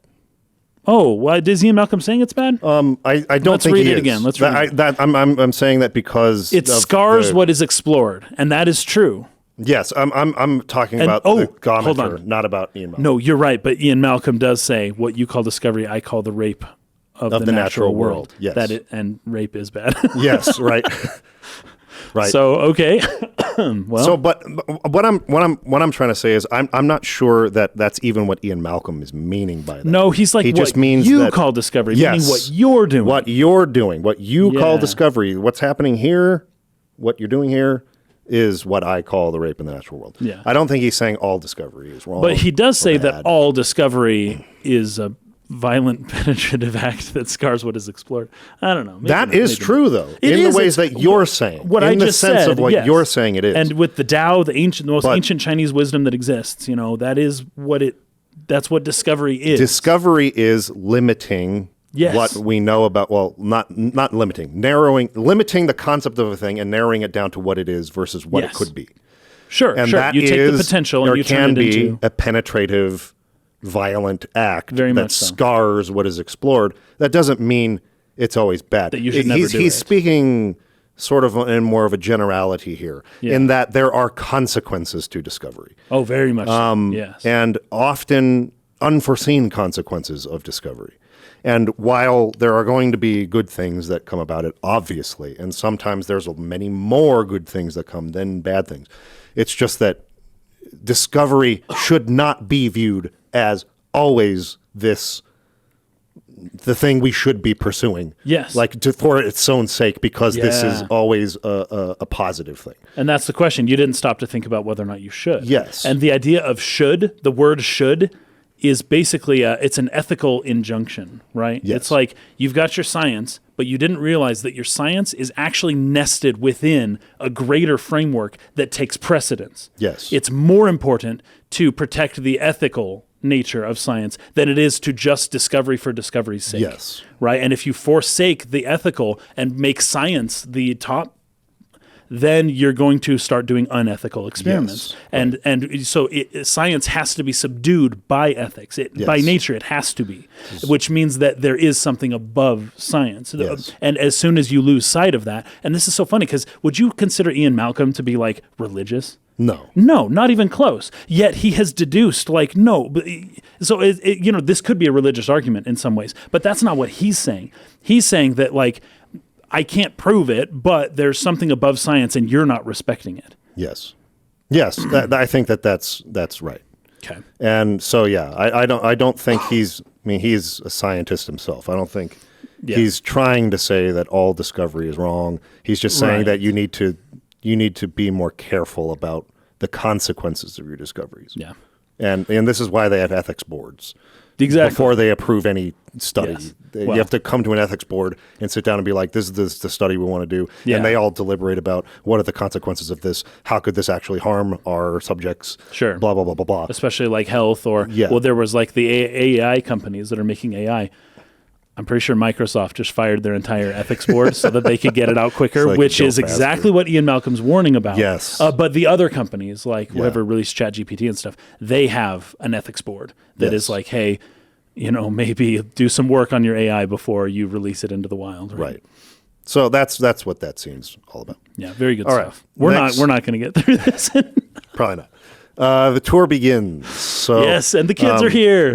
So and the this kids is so good. the The kids love their grandpa, and he seems to be really good to them. Yeah. Right. So it's a little bit of a reversal because you would assume he'd be this crotchety old man but the kids are really good. I liked this characterization of John Hammond in the movie versus the book where he was. Yeah. He was There's more nuance to the character here. Yeah. And you do sort of see him as this grandfatherly, warm person that you kind of root for, even though he's doing something wrong. Even though, And it makes you feel more conflicted about what should John Hammond's consequences be after this all goes down.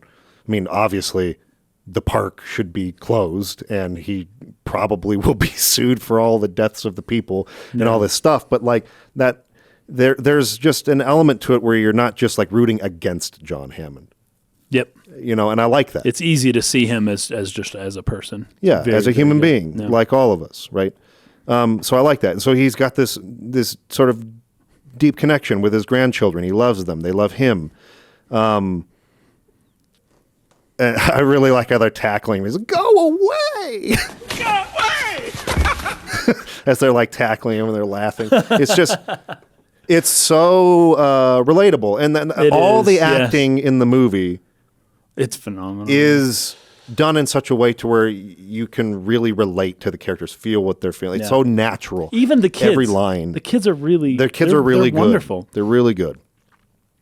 So anyways, he's talking to them, and this is a problem because, like we talked about, this is the character arc of Alan Grant. He doesn't like kids. Yeah, now kids are here. Oh, great. And this is Ellie looking at him, immediately thinking about, how can I make him interact with these children? So then she goes to tell Lex. She says, hey, it'll be good for Alan if you sat next to him. Yep. Oh, that was so good. Yep. So there's two different vehicles that they're on like a rail, basically. Yeah, driverless electric cars. Yeah. So everything is run by the technology. Yeah. Everything. Yeah. Right? So even if they wanted to, they could not drive away. No. Yep. So everything is under the control of John Hammond, even the vehicles. Yeah. Until they're not. But yeah, there's 2 vehicles, and she's trying to get Alan to go in one car with the kids. This does not end up happening. I know, he kind of tricks Tim. This is so funny. Tim's following him through and showing him his little, like, his books of dinosaur knowledge, and he walks him into the other. Which car are you going to be in? Whichever one you are. Yep. Okay, and he just walks around, shuts him in. That was so good. And then turns around and Lex is there. Yep. Anyway, Alan ends up going with Ellie and Malcolm, and Gennaro ends up going with the kids. Which in the was front car. a big mistake. Yeah. Not smart, as it turns out. So anyway, they set up here that Lex is sort of savvy with technology. She's looking at the screen that's in the car. Oh, look at this. That's right. You can. It's a touch screen. You can touch apart, and it talks about whatever you want. So she's very techie. Yep. She prefers computers. Yeah, she's a hacker, not a nerd or whatever not it was. Nerd, yeah. That Timmy calls her. Anyway. I read your book. We've already talked about this. This book is referencing the real dinosaur expert, right? Yep. Who was a consultant on the movie. Yep. His book was this fat. Yours was thick, yeah. And so I can't remember his name, but we'll talk about him. So I don't have much to talk about here, but they basically there's a couple that they are going from sort of like paddock to paddock, and they're not seeing anything. None of the dinosaurs are coming out. Nothing is going right. Nothing is going according to John Hammond's plan. Yeah, just like his little tour, the people aren't happy. Yeah, he doesn't have the control. He never did. Then at no point in this movie, even at one point ever, did he have control of anything. And it's starting to go this way, right? Like nothing. And he's trying to, Disneyland, when it first opened, nothing worked. And that's right. Trying to play it off like they're going to get it under control.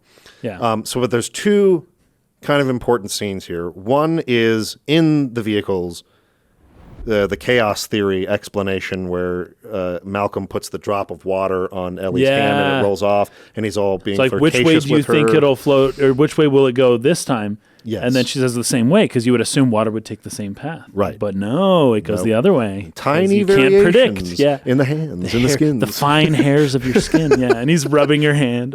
Alan is just rolling his eyes. Right. So there's that whole scene that leads to them jumping out of the vehicle, which I love, leaves him by himself. This leaves me here. I'm going to actually talking to myself. Talking to myself. Yes, that's read it. Chaos. Read it. That's because so it's like good. no one could have predicted that, right? There's another example. See, here I'm now by myself, talking to myself. That's chaos theory. That's so good. That's so funny, man. It's great. His character's so perfect. Fantastic. It's fantastic. But they find one of the park rangers or whatever out working with the sick Triceratops. Yes. The park ranger. They can't find out what's wrong with her. This is, again, playing into the fact they can't actually control any of this. Yes, they don't know. They don't know what's wrong. Well, could it be eating a the poisonous lilac berries plant? Yeah. Let me go look in the dinosaur dung to see if there's any evidence that it's been eating these poisonous plants. No, there's not. They're not. It's what something is it? else. What it could be. It's probably that freaking frog DNA you injected them all with. Yes, exactly, right? So there's not compatible. That's all one scene that's also building up to the idea that there's a big storm coming, like a hurricane. Well, that scene is really good for multiple reasons. You get that hurricane coming. Also, the actor who plays the worker is Gerald Mullen. Jared Mullen. It's Jerry Mullen. Yeah, right. Which is just wonderful. Anyways, he's the guy we talked about earlier. Yeah.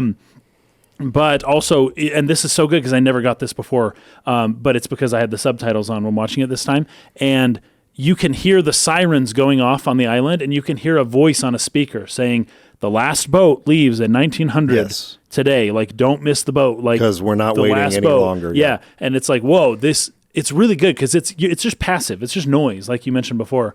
It's just background noise that's happening in the movie. But your brain would be registering like, oh, there's a time. First off, it puts a time limit on it. Second off, it lets you know there's a storm coming in more ways than one. Once again, the Hermetic idea, as above, so below, right? The storm is coming above and the storm is coming below as well. That's right. So I thought that was really good. And it's just this background reminder that like things are going to get rough and things aren't predictable. And because once again, talking about predictability, you see John Hammond with Ray Arnold in the computer, and they're tracking the storm. Yeah. And Ray's like, "Oh, it took the storm just took an unexpected deviation, like to this Pacific, you know, and now it's coming right to the island." And John Hammond's like, "Darn it!" And it's like, you didn't. You could not have expected this. Control this stuff. No. It's the chaos theory. But I love that everything in this movie. It's crazy because as a child, I would not have connected the funny dialogue between Malcolm and Ellie in the vehicle to the fact that the storm is chaos theory. This is chaos theory as well. Right. Like we said, it's in every scene, man. Like every scene in the movie is reinforcing the thing. And that to me is what it means to tell a good story. Me too, yeah. You have a theme, purpose, an ethical something structure. You're trying to say. Yes. Well, I was thinking about today. If I don't know why I had this thought. It was almost random. If I were ever to teach like a literacy or like a media literacy class or a literary analysis class or something like that, or a storytelling class, I think I would want to lead off that with asking the students, what is a story? Like what is a story to you? Define it. Yeah. And I'd which would be to kill it, by the way. True. And I'd let them give their answers. And I wouldn't do this to lead them into what I think is the right answer, but just to give my philosophy on it, which is it's an ethical question. It's a moral question. Yeah. A good story is a moral question. Perfect. An exploration of a moral topic. You are asking something of your audience. Yeah. And you're going to ask it through this artistic medium here of writing out and creating all these characters. And you're representing that moral question in every single piece. If you do it right. In the design of the characters, the black and the white between Malcolm and Hammond. Yes. You do it and black does not mean bad, by the way. Yes. Which is what I love about this. Yes. It's so yin-yang, but like equal opposites. Yes. Like it doesn't mean bad and good. Malcolm's not an evil character. Yeah. In fact, he's in many ways the hero of the story. The hero and the next book. Yeah, right? So, but everything in the movie is asking that moral question. Every scene, every line of dialogue, every choice as far as design, every part of it is asking that question. You should assign a homework assignment. That's like, write me a 10-page story, and every scene has to relate back to your theme. That question. Yeah. Because that's why this is a perfect movie. Yeah. It's not because, they were perfect with continuity between every scene and the technicalities of it. That's not what we mean. Yeah. I mean that as far as a tight story, as far as a story that is both entertaining and exciting, but also is trying to tell you something, and that's something that is you can actually think about deeply. Yeah. Or you don't have to, and you can still get it. Yeah. Right? Yeah. Like we've talked about this whole time. That's why I think this might be the best movie ever made, because I've never seen a movie do it so effectively. Yeah, like me this. neither. And I mean, like Nausicaa was up there. Nausicaa was like this. Close. Was just like this. Yeah. But this Jurassic Park is something. There's just nothing in here that is fluff. Nothing that is padding. Nothing that doesn't belong. Nothing that sort of like meanders off of the point. Yeah. It's all so focused.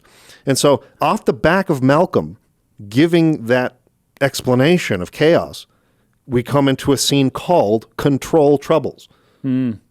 They cannot control the thing. There you go. And Arnold's talking about the vehicle headlights are on, but they're not responding. They shouldn't be running off the car's batteries. Item 151 on today's glitch list. You go. Yeah, we have all the problems of a major theme park and a major zoo, and the computers aren't even on their feet yet. And Hammond turns to Nedry. Dennis, our lives are in your hands, and you've got butterfingers? You've got butterfingers? Because he couldn't he's foresee eating that, a apparently. ton of candy on the desk. His desk is a mess. Yeah, it's so gross. I'm totally unappreciated in my time.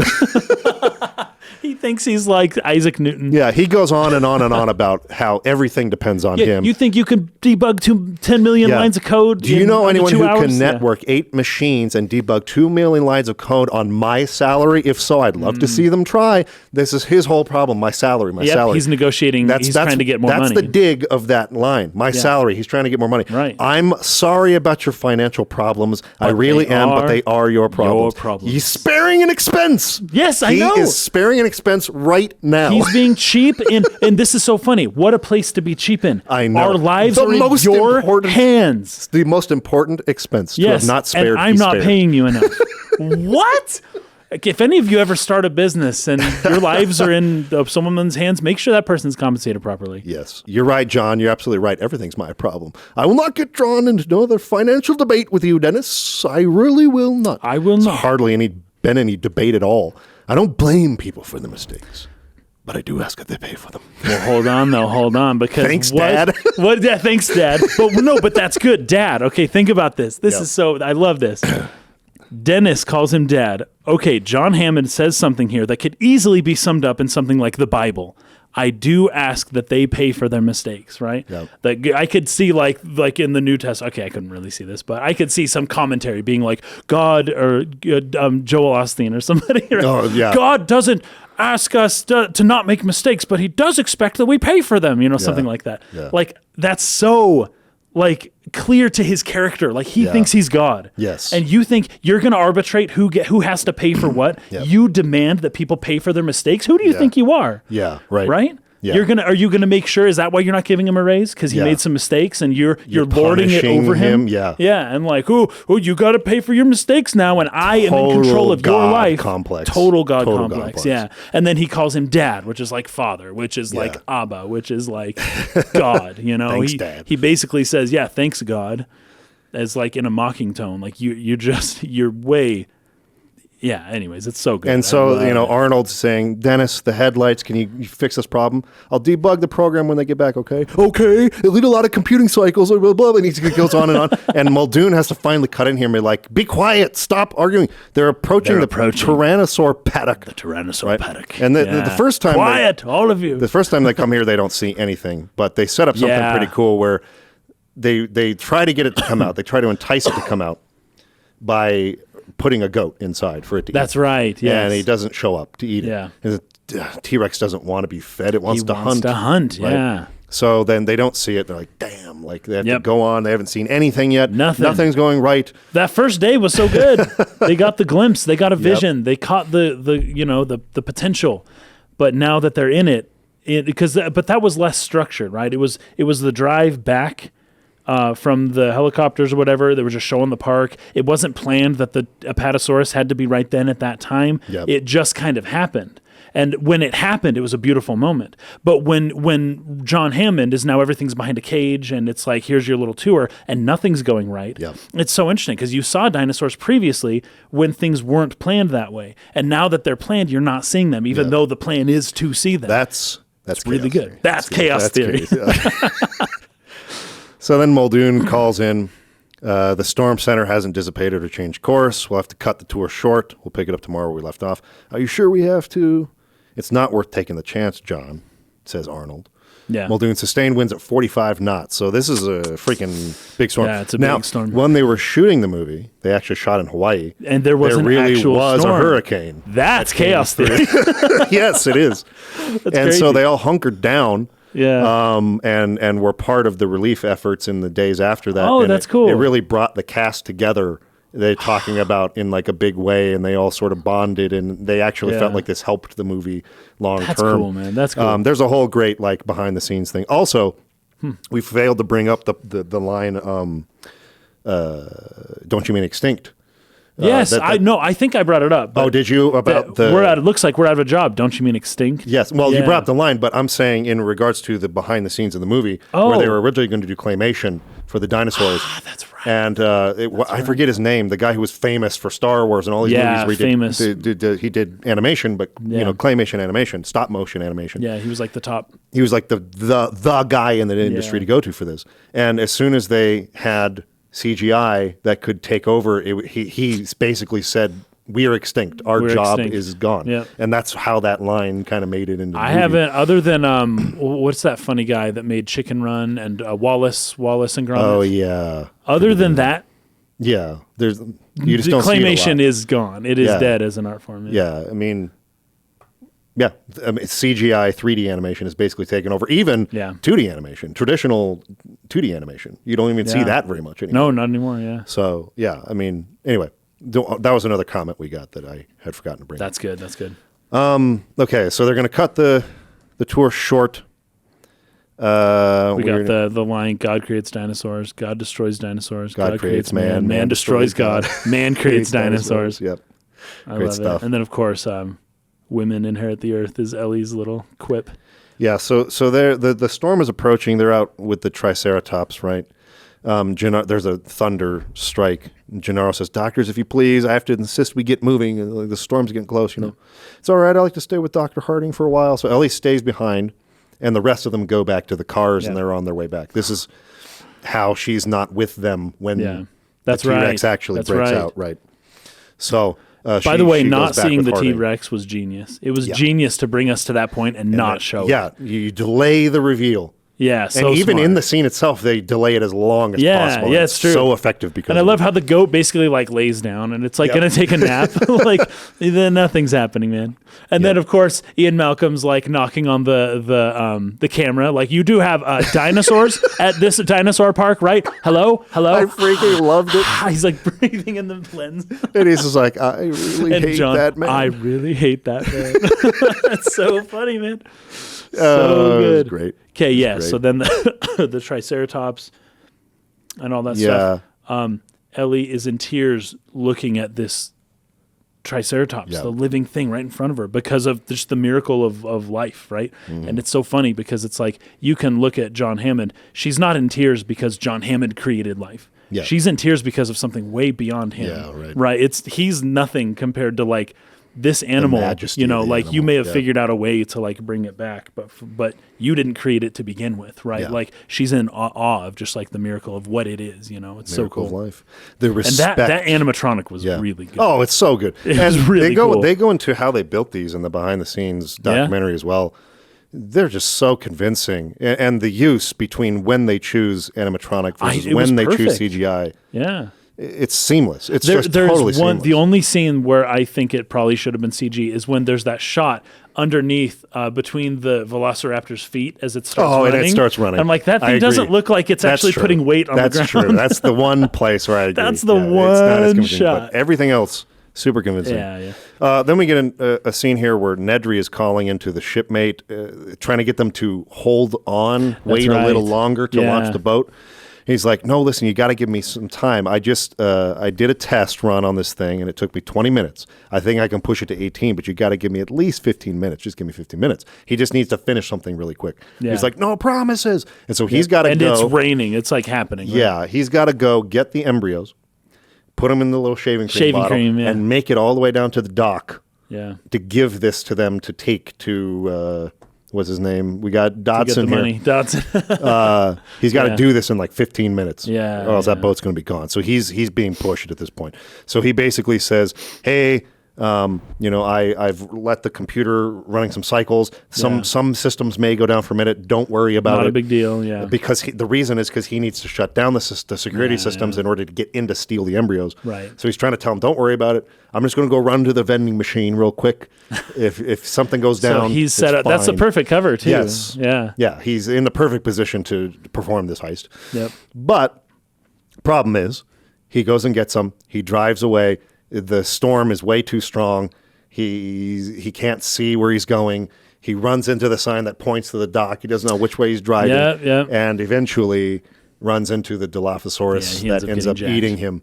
And so now there's nobody who can use his computer to turn the systems back on. And Ray Arnold was was also a programmer, but not to the level of Nedry. I would guess that Ray Arnold is more of a front end programmer type, whereas Dennis Nedry was back end. He was doing all the real deep stuff, and that Ray Arnold's I can't do this. I don't know how to handle this program. And so all the systems start shutting down, and Arnold's like, what is going on here? Well, Nedry did say a few systems would be coming offline, didn't he? He was like, well, the fences are going down. It's everything. Yeah. This is crazy. And, he tries over and over to get into Nedry's system and, he didn't say the magic word. He can't figure out the password, right? So they're all trying to figure that out. But simultaneously, these cars have stopped right in front of the Tyrannosaur paddock again. The worst possible place. The way that they lead into that is so great too. There was a line saying, "Where did the vehicle stop?" or something like that.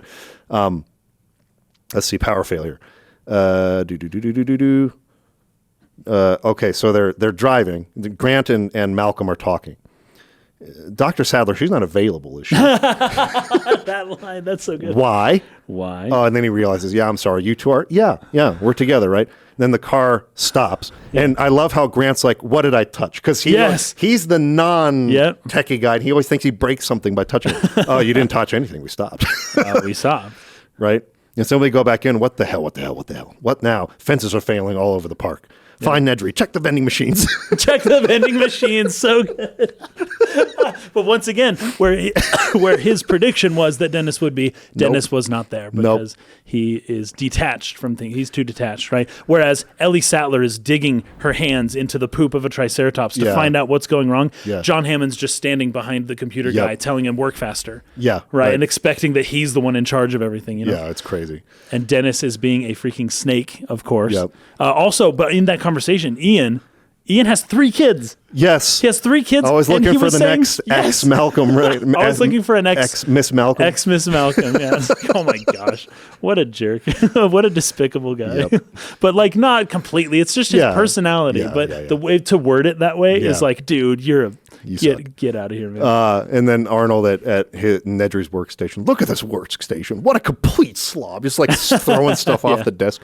And then Muldoon, what he's concerned about, the raptor fences aren't out, are they? Yep, the walls. Oh, no, they're still on. Hammond, why the hell would he turn the other ones off? Why would he turn? Yeah, because they're finally realizing, I think he did this on purpose. Yeah. It's because he can't be found at the vending machine. Something he did this on purpose. So he's trying to access the security. Access main program. Access main program. Access main program. And he's got like the cigarette in his mouth. It's like barely hanging out of his mouth. It's like real short. The cigarette is almost totally because he's smoked it all the way to the end. Because this is a stressful situation. Yeah. It's just like barely hanging in his mouth. It's a great shot, though. I love it. And then you didn't say the magic word. Call Nedry's people in Cambridge. And then, let's see, the phones are out too, so we can't call anybody to get help. And then Hammond turns and says, where did the vehicle stop? And then we just go back to the goat. Yeah. It's the most brilliant transition. You just go back to the goat. And oh no, my gosh. No, that's where, like, it's just brilliant filmmaking. Yep. Like, it's brilliant filmmaking to make that cut on that question. And you know exactly where it's going, and the tension just starts really rising here. It's just phenomenally well edited. So radios are out. Are the kids okay? I didn't ask. Why wouldn't they be? Kids get scared, says Malcolm. What's scary? It's just a hiccup in the power. I'm not scared. I didn't say you were scared. I know. That's such a good conversation. That's such because a real, that's how people talk to each other. That's what I'm saying. Like all the acting. There's part of me that is so curious whether they were allowed to do a lot of like sort of freestyling and what's the impromptu sort of lines back and forth, or whether it was written this way in the original script. Because you mentioned the word is in the script. Yeah. But I don't think it was in the script. I think it was put in later because that's what ended up happening. Yeah. This what I'm reading is probably just transcripted straight from the subtitles. From the subtitles. Yeah. Okay. But what I'm curious about is how close is this to the script they read and then memorized, and how much did they add to it? It feels to me like the kind of thing where the actors were given a lot of freedom to work with it, and because it's so natural, it feels so real when they're talking to each other. It's crazy, and this is another great example of that. That interaction right there. Are the kids okay? I didn't ask. Why wouldn't they be? Well, kids get scared. Well, what's scary? It's just a little hiccup in the power. I'm not scared. I'm not scared. I didn't say you were scared. I know. I'm just letting you know. So that whole conversation was basically to say that Ian Malcolm is scared. Yes. At least a little bit. Because he knows that something could go wrong. Well, because chaos theory is happening right now. And what I love too is that both Ian Malcolm and Alan Grant both John Hammond and Alan Grant don't love Ian Malcolm. Yep. But for totally different reasons. Yeah. It's so good. And then also, of course, the world is beginning to flood, right? So you're just seeing the floods with Dennis Nedry, and with at this moment, the floods are coming up. And also, did you notice this? Dennis Nedry had a photo of somebody on his desk. Oh, yes. It was a black and white photo of Robert Oppenheimer. Oh, I didn't see that. Creator of the atomic bomb. Yeah. Really? He has a famous quote that I am become death. Well, the quote is from the Bhagavad Gita, I think, but he said it after he had succeeded after the first A-bomb test. He was like, I have become death, the destroyer of worlds, or the ruler of worlds, something like that. Nice. So, yeah, that's on Dennis Nedry's desk. So as far as who does Dennis Nedry look up to, it's the person who causes chaos. Yes. Right? The person who destroys and is become death. That's crazy. So I didn't see that. That's crazy, and that's something maybe John Hammond should have seen. Had he been a little more omniscient, like a real god, he'd have been like, "Oh, that picture, that's Oppenheimer.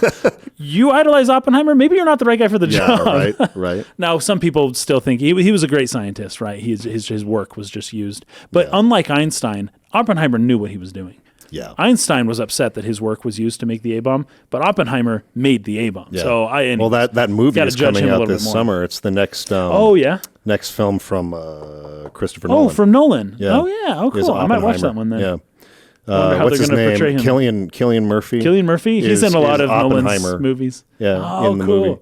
Looks pretty good. That's fun. Okay, so then we go back into the other car. Gennaro's telling Timmy to put the night goggles away. Night goggles away. Are they heavy? Yeah. Then they're expensive. Put them back. They're expensive. Put them back. I know. This lawyer is trying to deal with these kids. Like he's out of his depth. He can't do that. But I love, again, from a filmmaking aspect, the reveal of the T-Rex is concealed for so long. For a long time. And a lot of it is in these POV of just these night vision goggles. He's looking around. That's right. You don't know. We're literally entering into a POV that is like horse blinders. It's like there's so much of the world we can't see right now. That's right. Something's out there. Look over there. It's coming from over there. He looks and sees where the goat should be. Yes. And it's like, where's the goat? Where's the goat? Yep. And then, of course, the iconic earth leg shaking with the water. Yeah, that's just right. on the dashboard. Yeah. I mean, that is just iconic. One of the most iconic shots in the whole movie for sure. Yep. Anytime I see that in a puddle or in a cup or anything, I'm like, that's what you think of. I just think of Jurassic Park. Yeah. It's an amazing way of slowly just delaying the reveal of this, impending doom and chaos that is coming. And we know it's coming, but they don't. It's like, look over there. Oh my gosh, it's the Tyrannosaur. You don't know that the fences are off. Run away. You're just panicking. And anyway, and then again, where's the goat? But then it's just the leg lands on the top. On top. It's a nice jump scare. And it's bloody. And yeah, that's right. And then you see the reveal of the T-Rex swallowing. But little by little. First you just see its head. And their first reveal of the T-Rex was not CG. I think this was very smart. No, this was the very first shot of the T-Rex, you see its head. Yep. Right? And it's an animatronic, right? Yep. So they sell you on that first before. It could be that Spielberg didn't know how good the CG was going to be, because I don't think he did at the time. In the documentary, because they were going to go the route of stop animation, and then there was somebody on the team who was like, "Hey, let me give you some screen tests. I think we can do this in CGI." And they just basically went and did some lighting tests and just some stuff. So it's the Gallimimus. That running. one. That's right. They put all the golf balls down so they could pull off the moving match move shot. Yes, which is hard to do. And so they did some test shots, and they were just blown away. They were like, "Holy crap!" Basically, that ended any discussion on stop animation. After that. It was like, okay, we're doing this. So instead. he knew it would be good. Yes. But I feel like the rain was meant to obfuscate a little bit. I think that's true. That they showed the animatronic first to sell you on it before the CG. There were several things that they did that kind of obscured their tricks. Like we know this. Yes. They're VFX tricks to cover up some potential to blend it in with the scene. Yes, to blend it and a to lot of sell it rain better. and atmosphere really helps to do that. It does, because you can't see as perfectly into. But later on, when they show the T-Rex, it still looks amazing. So I don't know they needed to do it, but it was perfect for this scene to have it be night, raining, some obstructions, the fence, the leaves, and all of that stuff, and then just showing the head first as it swallows the goat too. That shot and then turns and was looks so at good. them. Oh man, it's so good. It just kills me. It was so good. It's super good. And then Ian, boy, do I hate being right all the time. And it's so funny because what is he right about? He's right about the fact that everyone else is always wrong. Like his whole thing is that chaos will show up and will ruin your plans. So he's not right in that he predicted this. Yeah. He's only right in that he told everyone else who predicted their own things that they were going to be wrong. Yes. And that's what was right. Yes. Chaos theory wins again. Life found a way, dude. Yes. Life always finds a way. But I guess before they saw the dinosaur, Gennaro runs to the freaking like bathroom. Yeah, just abandons the kids. Yeah. Oh, and he leaves the door open, I think, right? Like what a total he left us. He left us super traumatic, right? Yeah. And then Grant's like, where does he think he's going? And Malcolm, when you gotta go, you gotta go. Because they don't realize. They don't realize because they haven't seen it yet. The fence has not yet snapped, right? No. But it happens very quickly. Yeah, it's basically they turn and that's what starts happening. The T-Rex starts pulling the wires out and starts stepping through. And Lex gets a light for some reason. I don't know. It starts like shining. Because you can't predict people.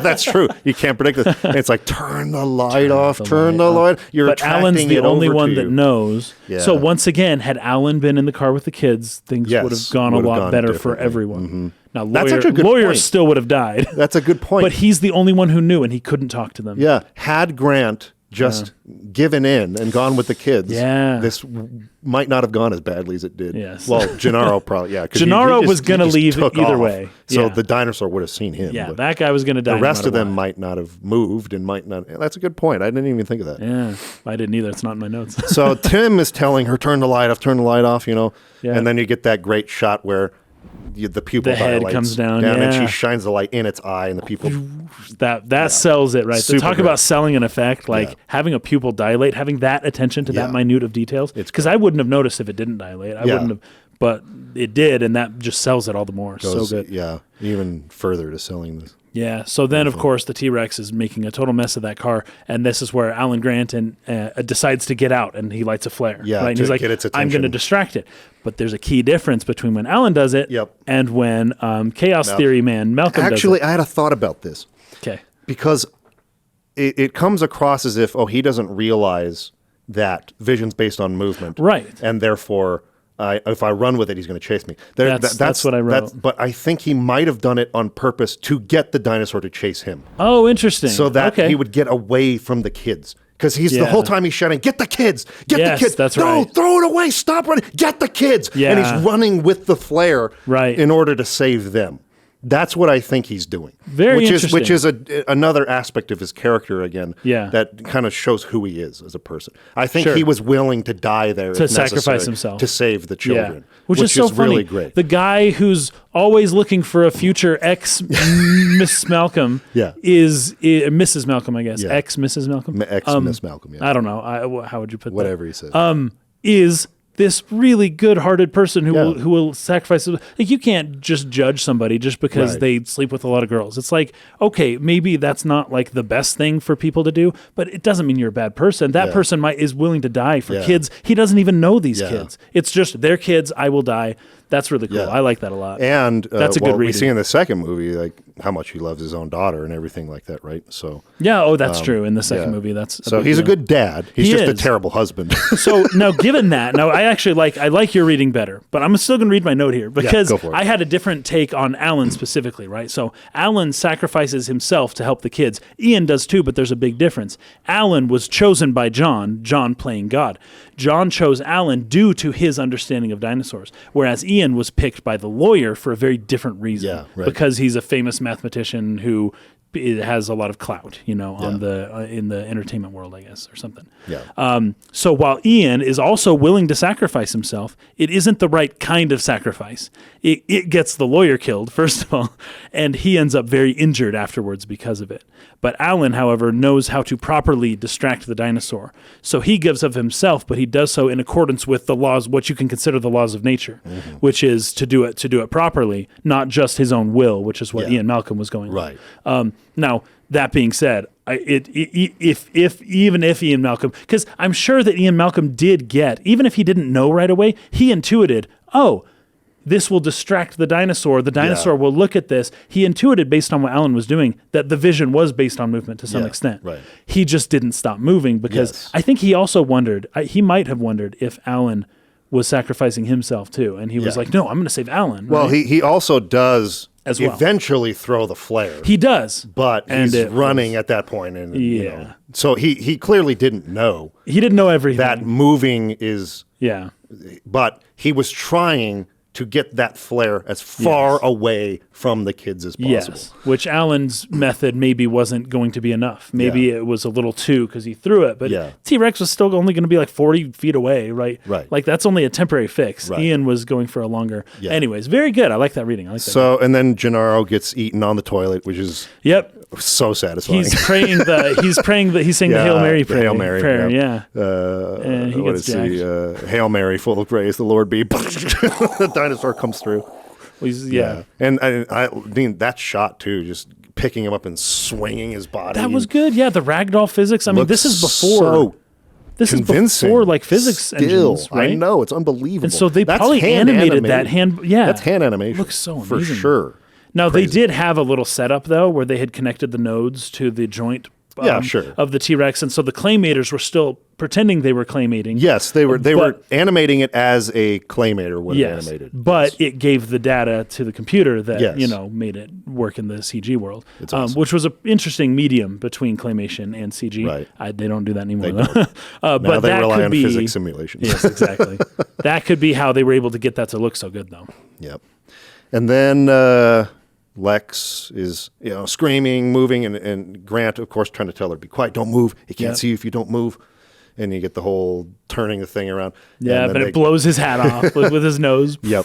I think since the time this movie's come out, they've basically said T-Rex probably didn't have vision that was based on movement. Here's the thing, though. And it would have smelled you anyways. Exactly. It had a really good nose. Yeah. Even though, so there's a lot of things about this that aren't probably true, like the warm-blooded hypothesis is maybe true, but most paleontologists don't think that. Yeah. The whole vision based on movement's kind of weird. The velociraptor wasn't that tall. Like there's all sorts of like things where you can look at it and say, okay, the movie got this, and this wrong. But each thing that they got wrong was done with a purpose. It was done to contribute to the theme of the movie. Yes, right. Even the warm-blooded hypothesis, they just go with it as fact here. And it doesn't matter if it's really fact or not. Yes. Within the confines of the story, it's just telling you, hey, all the scientists got it wrong. Yes. And, which and would dinosaurs happen were in real life too. Which exactly. If we did bring a dinosaur back to life right now, we would find out all the scientists were wrong too. This was wrong. Yes, we would. Point. Yes. And that's more the point of building towards the themes. Because if they kept it strictly, scientifically correct and accurate all the time, you would miss out on a few of the thematic elements, such as that one. Right. They go down on the wire. The car gets pushed off into the tree. They're swinging around. That continuity error. Yeah. Yes. No, because where did that freaking fall come from? Does not matter. The goat was right there. You could see the ground plane. You could see the goat on the ground. Yeah. And then they step over, and it's like this freaking huge drop. How did the dinosaur walk out of that? Yes. And even in the movie, they knew this. Editing the film, they had to have known. They had to have known. But it's crazy. You just don't really notice it. Doesn't really matter when you first watch it. And even if you do, you don't care. Yeah, it's like, I don't care. This is sweet. At this point, nothing like this had ever been seen in a movie. You're just so scared out of your freaking mind that a real dinosaur is on camera it's so cool. It's like, holy crap. You're not thinking about anything other than you hope that they escape. So then we go back. John Hammond tells Robert Muldoon to take a car to go rescue he says, I hate to ask you this, but can you go rescue my grandchildren, basically? And Robert Muldoon's willing to do it. Yep. So that's where the car comes from. Yep. Because they're talking about how many lines of code there are to go through. Yeah. He says, like to just reboot the whole system. Whatever it did it all, but with the key checks off, the computer didn't file the keystrokes, so the only way to find them now is to go through the computer's lines of code one by one. Oof. How many lines of code are there, says About 2 million. About 2 million. 2 million, yeah. So they just have to reboot the whole system. Robert, I wonder if perhaps you'd be good enough to get a gas jeep and bring back my grandchildren. Yep. Sure. So relying on, once again, gas, old technology, right? They were driving electric vehicles, and now it's like, hey, this isn't working. Can you use the old world's work that I didn't create? Yep. And can you use it to help me? You know, so he's slowly starting to realize his mistakes, and his realizations will continue for the next hour of the movie. And so Ellie goes with him, and they go find the remains of the cars. Well, actually, first there's the scene where Alan goes up in the tree. Yeah, to get I won't tell Tim. you when you threw up. Yeah, I won't tell anyone. I threw up. Like of all the things to care about. That's exactly what kids do, though. I know. It's so true to really life. is. Like the last thing an adult would be thinking in a situation, the like, kid I'm so is worried embarrassed. about. Yeah. I'm embarrassed I threw up. I won't tell anyone. Or peed your pants or whatever. It's like, does not matter, dude. It's fine. It's fine, dude. And then even just that whole sequence is really cool. Like they're going down and the car's coming down and now, it falls on top of them. And you could just like go around the tree. the But tree. Whatever. We're not gonna. It's great. Be too picky because the way it happened was cool. Grant is now basically in charge of the safety of these two kids. And he's going to learn to really like them. Yeah, he's kind of cuddling up with them. They're huddling together. He's up in the tree, and they see the Brachiosaurus comes over. Oh, Just think of it like it's good. a big cow. It's not a monster. Big cow. It's not a monster. It's an animal, Lex. Yeah. This is a what is she? A Vegisaurus, right? Vegisaurus, right? It's not a Metasaurus, right? Yeah. No, it's no. And then she tries to touch it, and it sneezes on her, and anyway. Well, once again, this is another unpredictability with the sneeze, but like. The animals are sick, right? Yes. Like, why is a brontosaurus sneezing at us? Well, yes. I don't know why, but something's wrong, right? With the dinosaurs, they're all of sick. them. Yep. They're all sick. Yeah, something like that. Exactly. There's this other one too, where they're saying, "Hey," they have this talk at night, after the branch and all that, and the kids are saying, "Hey, what are you gonna do now? Dinosaurs are back. Paleontologists aren't important anymore." And he said, "Well, I guess I'll just have to evolve too." Yep. Right? And he's holding that raptor claw. the raptor claw, and he's moving. This is really good because he's warming up to the kids, which itself is moving him towards a more generative future, right? Yes. To be afraid of children is to be afraid of the future, right? Yeah. If you hate kids, you hate the future because that's and crotchety old men, that they exist, right? And they hate kids. They hate the future. They hate the present. Once you get old enough, the kids are running things, and you just hate everything. Right. But hating children is hating the future. As he gets closer to the children, he gets closer to the idea of him having children, and then the concept of a generative future, a future that can continue, even through him. Becomes more and more closer to being realized, right? More of a possibility in his mind. Well, it's also the process of evolution is passing to the next generation. Yeah. And that's what he's trying to do. He's going to evolve now. Exactly. And he will then, create or be part of creating the next future. Yeah. But he's also, at the same time, he's letting go of his old self. Yeah, he's letting go of the past. The raptor claw. That's so good. Yeah, me too. Loved He's that. changing. He's becoming better. He's not worrying about the past anymore. He's looking ahead towards the future, and children are the future. Whenever children are in movies in a way like this, it's like what is being referenced here symbolically is the future. That's what children represent. That's great. So then we got Muldoon who better? and Ellie. Yes. One other line just here. This is from John Hammond. I guess. Oh, yes.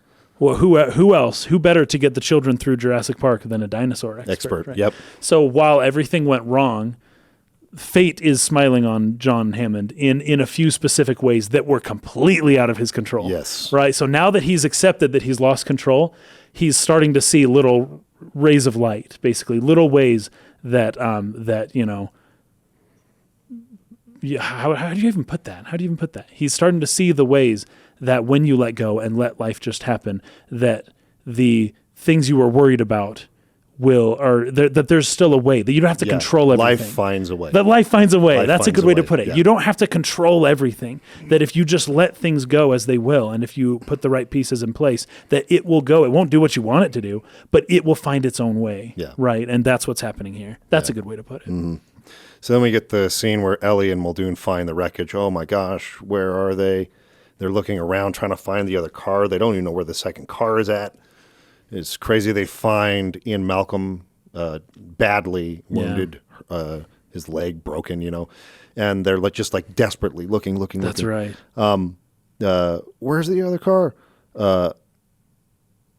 And then they find it. They go down there and they find the footprints where they had left off. So they know that That's right. That the children that they lived and that Alan are okay. Yeah. But also there's some funny lines with Malcolm, right? So I think it's ahead of us. They hear the T-Rex in the distance. Right. Muldoon says it could be anywhere. With the fences down, it can wander in and out of any paddock it likes. And Ellie says he's put a tourniquet on Ian. Because his leg or whatever, right? Remind me to thank John for a lovely weekend. You hear the roar again. Can we chance moving him? Yes, please chance it. Anyway, so then it gets close. He sees the water thing. This is another example of him being alone, talking to himself. Because they all went to check out the wreckage of the other car, and he's just sitting in the back of the Jeep, and you just see the puddle of the rain puddle. Guys, yeah, and he's just like, what does he say? It's so funny. Anybody hear that? He's talking to himself. No one's there. You know what that is? It's an impact tremor is what it is. I'm fairly alarmed here. I think that was my favorite line in the whole movie. I'm fairly alarmed. I'm fairly alarmed here. Oh my gosh. That is hysterical, man. That is so funny. Just talking to himself. Yeah, he's hilarious. So they come running back. Do they go back to John Hammond pretty soon after this? Yeah, so this is the chase where it must go faster and that's another iconic shot from this movie is in all the rear view mirrors it says objects may be closer than they appear. Right, and the T-Rex's face is like right on top of it. It's like, oh my gosh. And he's like, Malcolm is like leaning back and he like gets onto the stick. Get off the stick! Like, I know, but yeah, he's freaking out. He can't. That's right, because it's a stick shift car, so you need to go back in order to gear it up, and he can't do it. Yeah. And anyway, they do eventually outrun it, and they go back to kind of the main. And this scene was filmed in Universal Studios back lot. There's a place I've been there, but there's a little trail where this chase took place, and it's in L.A. Yeah, it's just right there in the back lot, right there in L.A. It's crazy. Yep. Okay, so we talked about the tree scene. This is, I think, my next favorite scene. Restaurants, where Hammond and Ellie are talking. Perfect. That's for me. That's what I got. This was the best scene in the movie. Oh, hold on. I just thought of something. When the Brachiosaurus sneezed, Tim shouts, "God bless you." Yes, God bless you. I never cared about that. The specific word, it's just what you say, right? Right. But to say "God bless you" in the context of this movie is very interesting. Yeah. Okay. But this was my favorite scene of the movie. I loved it too. I've got a lot of notes. This is where the theme of the story is the nail is hit on the head. It's driven all the way in. Yeah, it's become too clear. We've made the point. Yep. Like now, there's no denying it anymore. Hammond. Yeah. Well, Hammond's trying to. He's trying to. He's still trying to deny it. So he's talking about his life and how his first theme park he ever made was a flea circus. And, of course, it's all animatronics, basically. It's just all the things are designed to move, and you can't really see the fleas. That's right, yeah. Oh, can't you see the fleas, Mommy? I can see the fleas. Yeah. And the little... like a circus, but like all of the attractions are moving on their own. It's supposed to be these tiny fleas that are making it, giving it magic. That was fairies, his first ever attraction, right? When I came down from Scotland, first attraction I built was a flea circus. Petticoat Lane, really quite wonderful. We had a wee trapeze and a merry-go-round, carousel, and a seesaw. They all moved, motorized, of course, but people would say they could see the fleas. I can see the fleas, Mommy. Can't you see the fleas? Clown fleas, high wire fleas, fleas on parade. But with this place, I wanted to show them something that wasn't an illusion, something that was real, something they could see and touch. An aim not devoid of merit. He's still trying to justify himself. He's saying, I had the right intention. It didn't work out, but I was right in the intention, right? Yeah.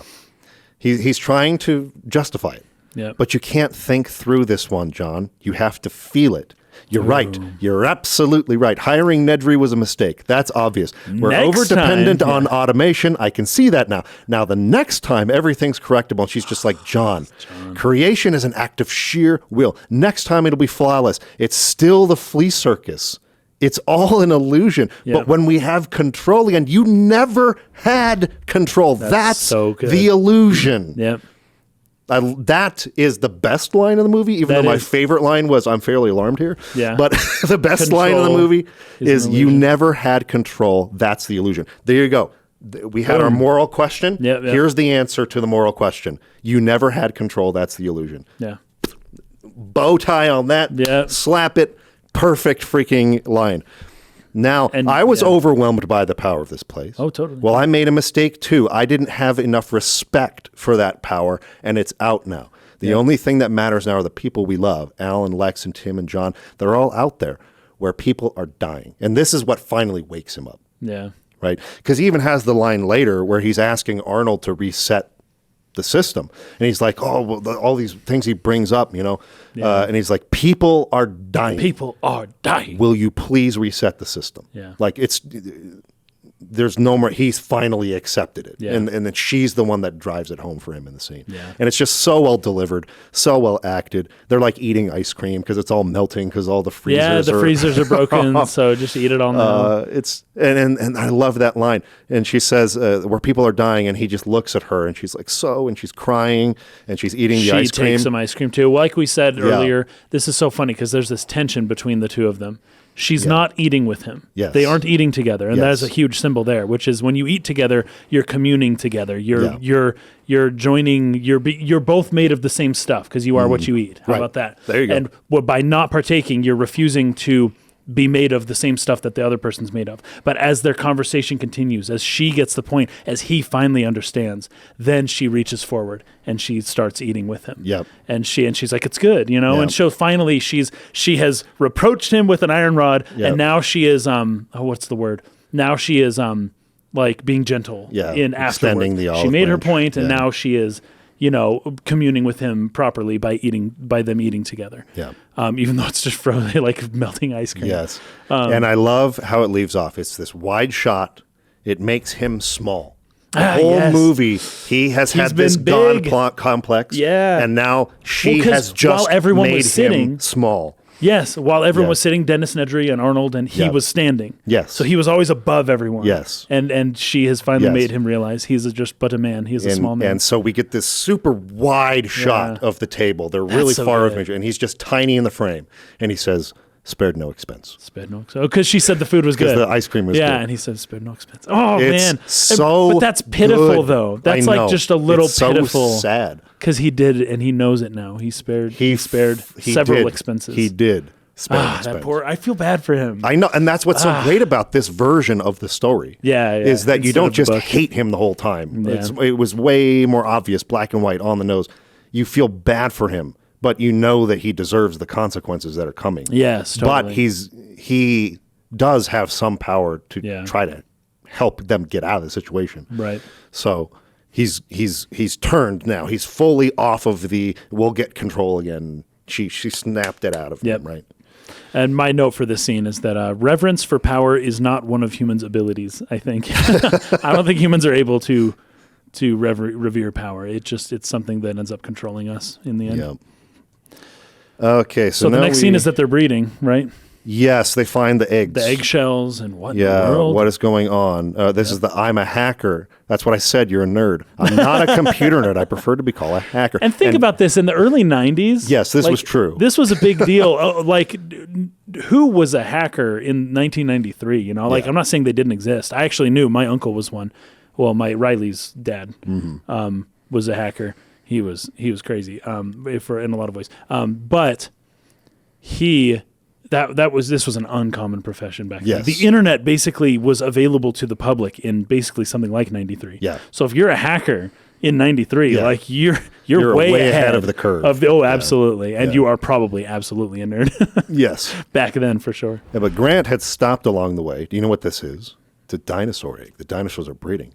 Tim, but my grandpa said all the dinosaurs were girls. And he says amphibian DNA. And like, what? There's some African, on the tree tour, frogs that can. Yeah, change the film said that frog DNA was used to fill the gene sequence gaps. They mutated the dinosaur's genetic code and blended it with that of frogs. Some species of West African frog are known to spontaneously change sex from male to female in a single-sex environment. Population, Right? Malcolm was right. Look. And then they see all the prints of the little dinosaurs running away.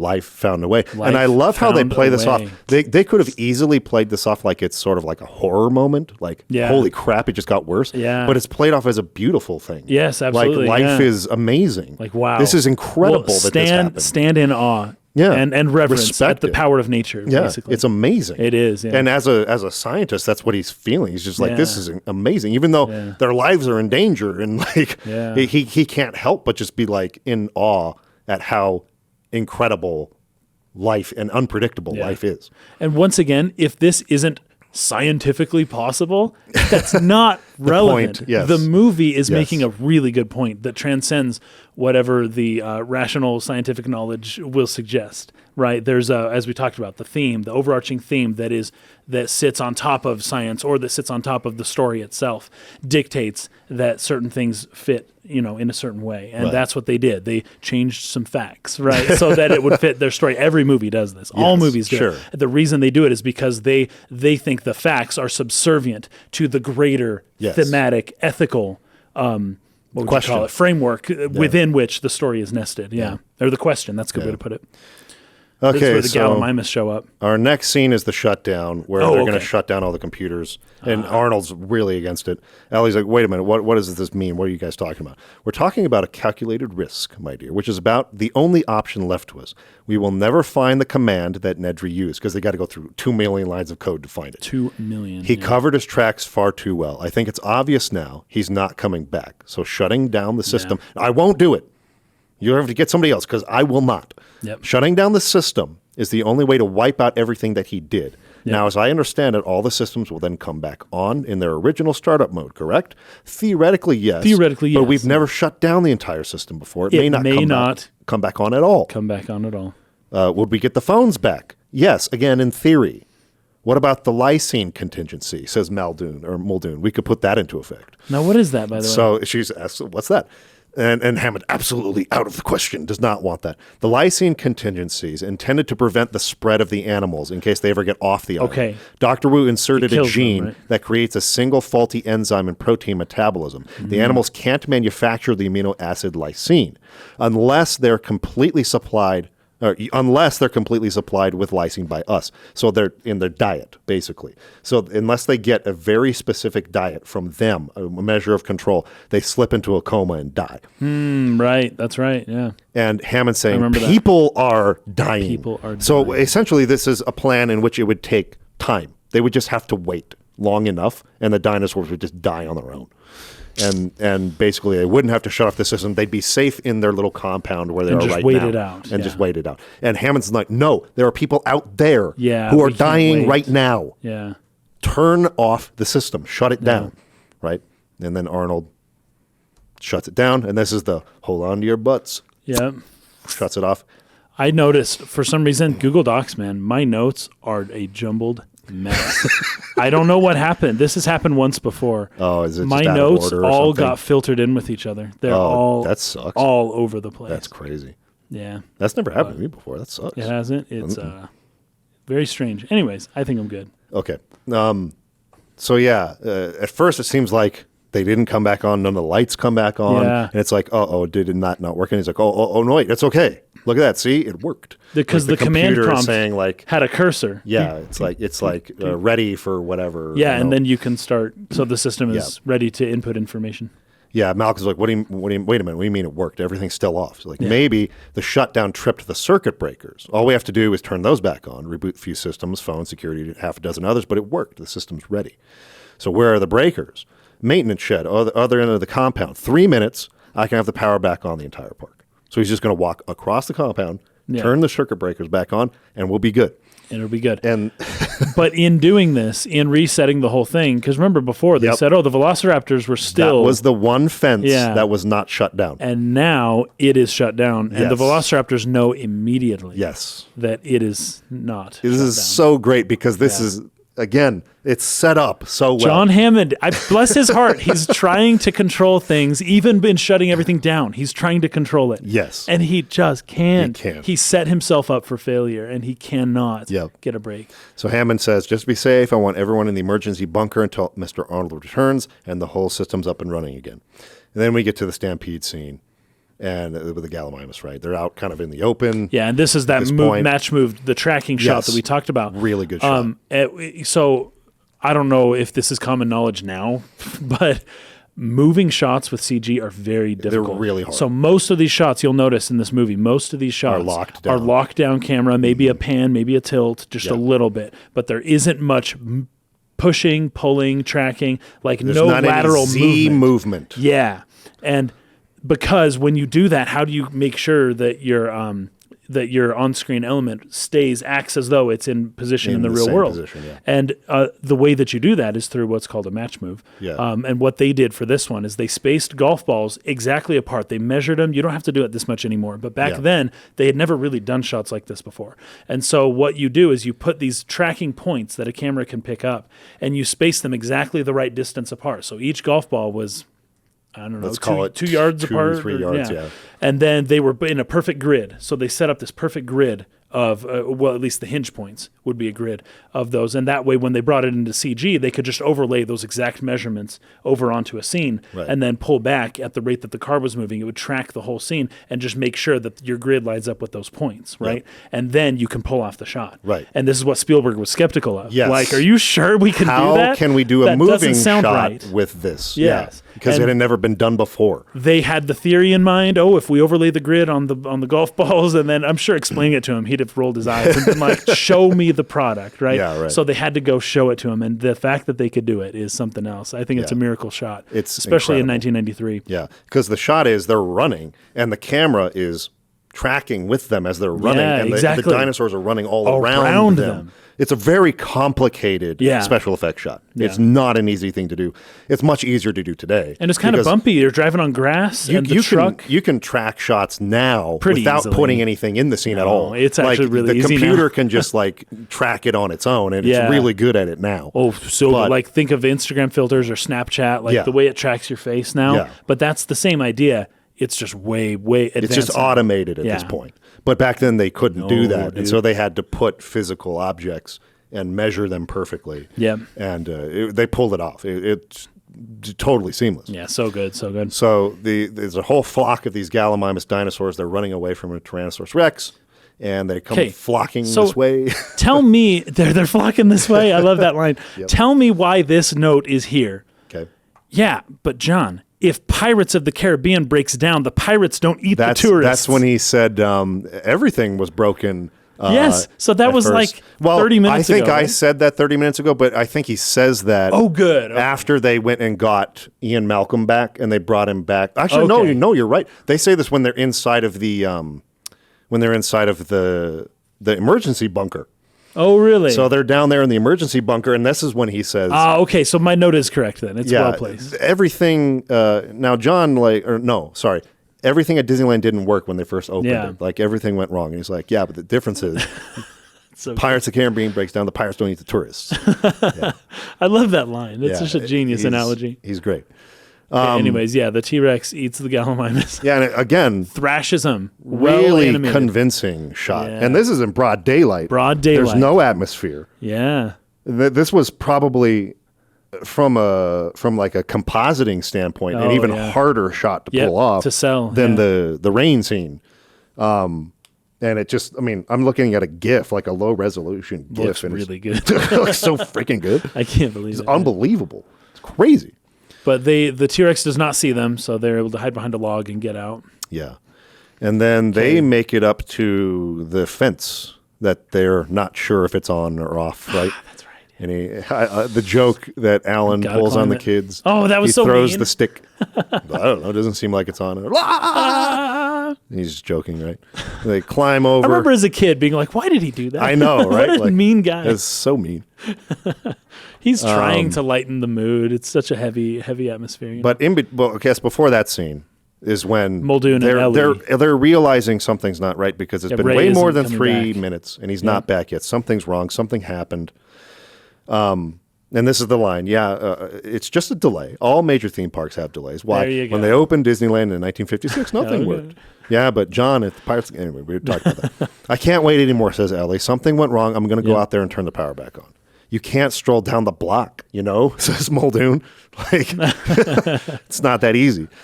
Well, let's not be too hasty. He's only been gone. He checks his watch, he trails off. He's been gone. it a was long supposed time. to be 3 minutes, Yeah. right? Yeah. And then Muldoon says, I'm going with you. So Muldoon and Ellie are going. Now, here is the one thing I talked about this, I think, in an earlier episode, but this is one thing I wish in another universe, another version of Jurassic Park, they could have done something with this. But Ellie's going, and Hammond is objecting to that, saying, like, I should be going. It ought to be me that's going. And she's like, why? Well, because I'm And you're the sexist angle. Yeah. And she goes, look, we can discuss sexism in survival situations when I get back. Just take me through this step by step on channel 2. Yeah. Now, it shouldn't have been that he's saying I should go because I'm a man and you're a woman. Yeah. It should have been I should be going because I was there at the birth of these animals and they imprinted on me. That's right. And I'm in control. Might not eat they me. won't That's eat me. right. I'm their father. Yes. Yes. Right? And then he would get eaten. That would have been which the books have him dying. I think thematically would have been perfect. Yeah. I agree with you. This version of Hammond, which is more lovable and warm, and he doesn't die.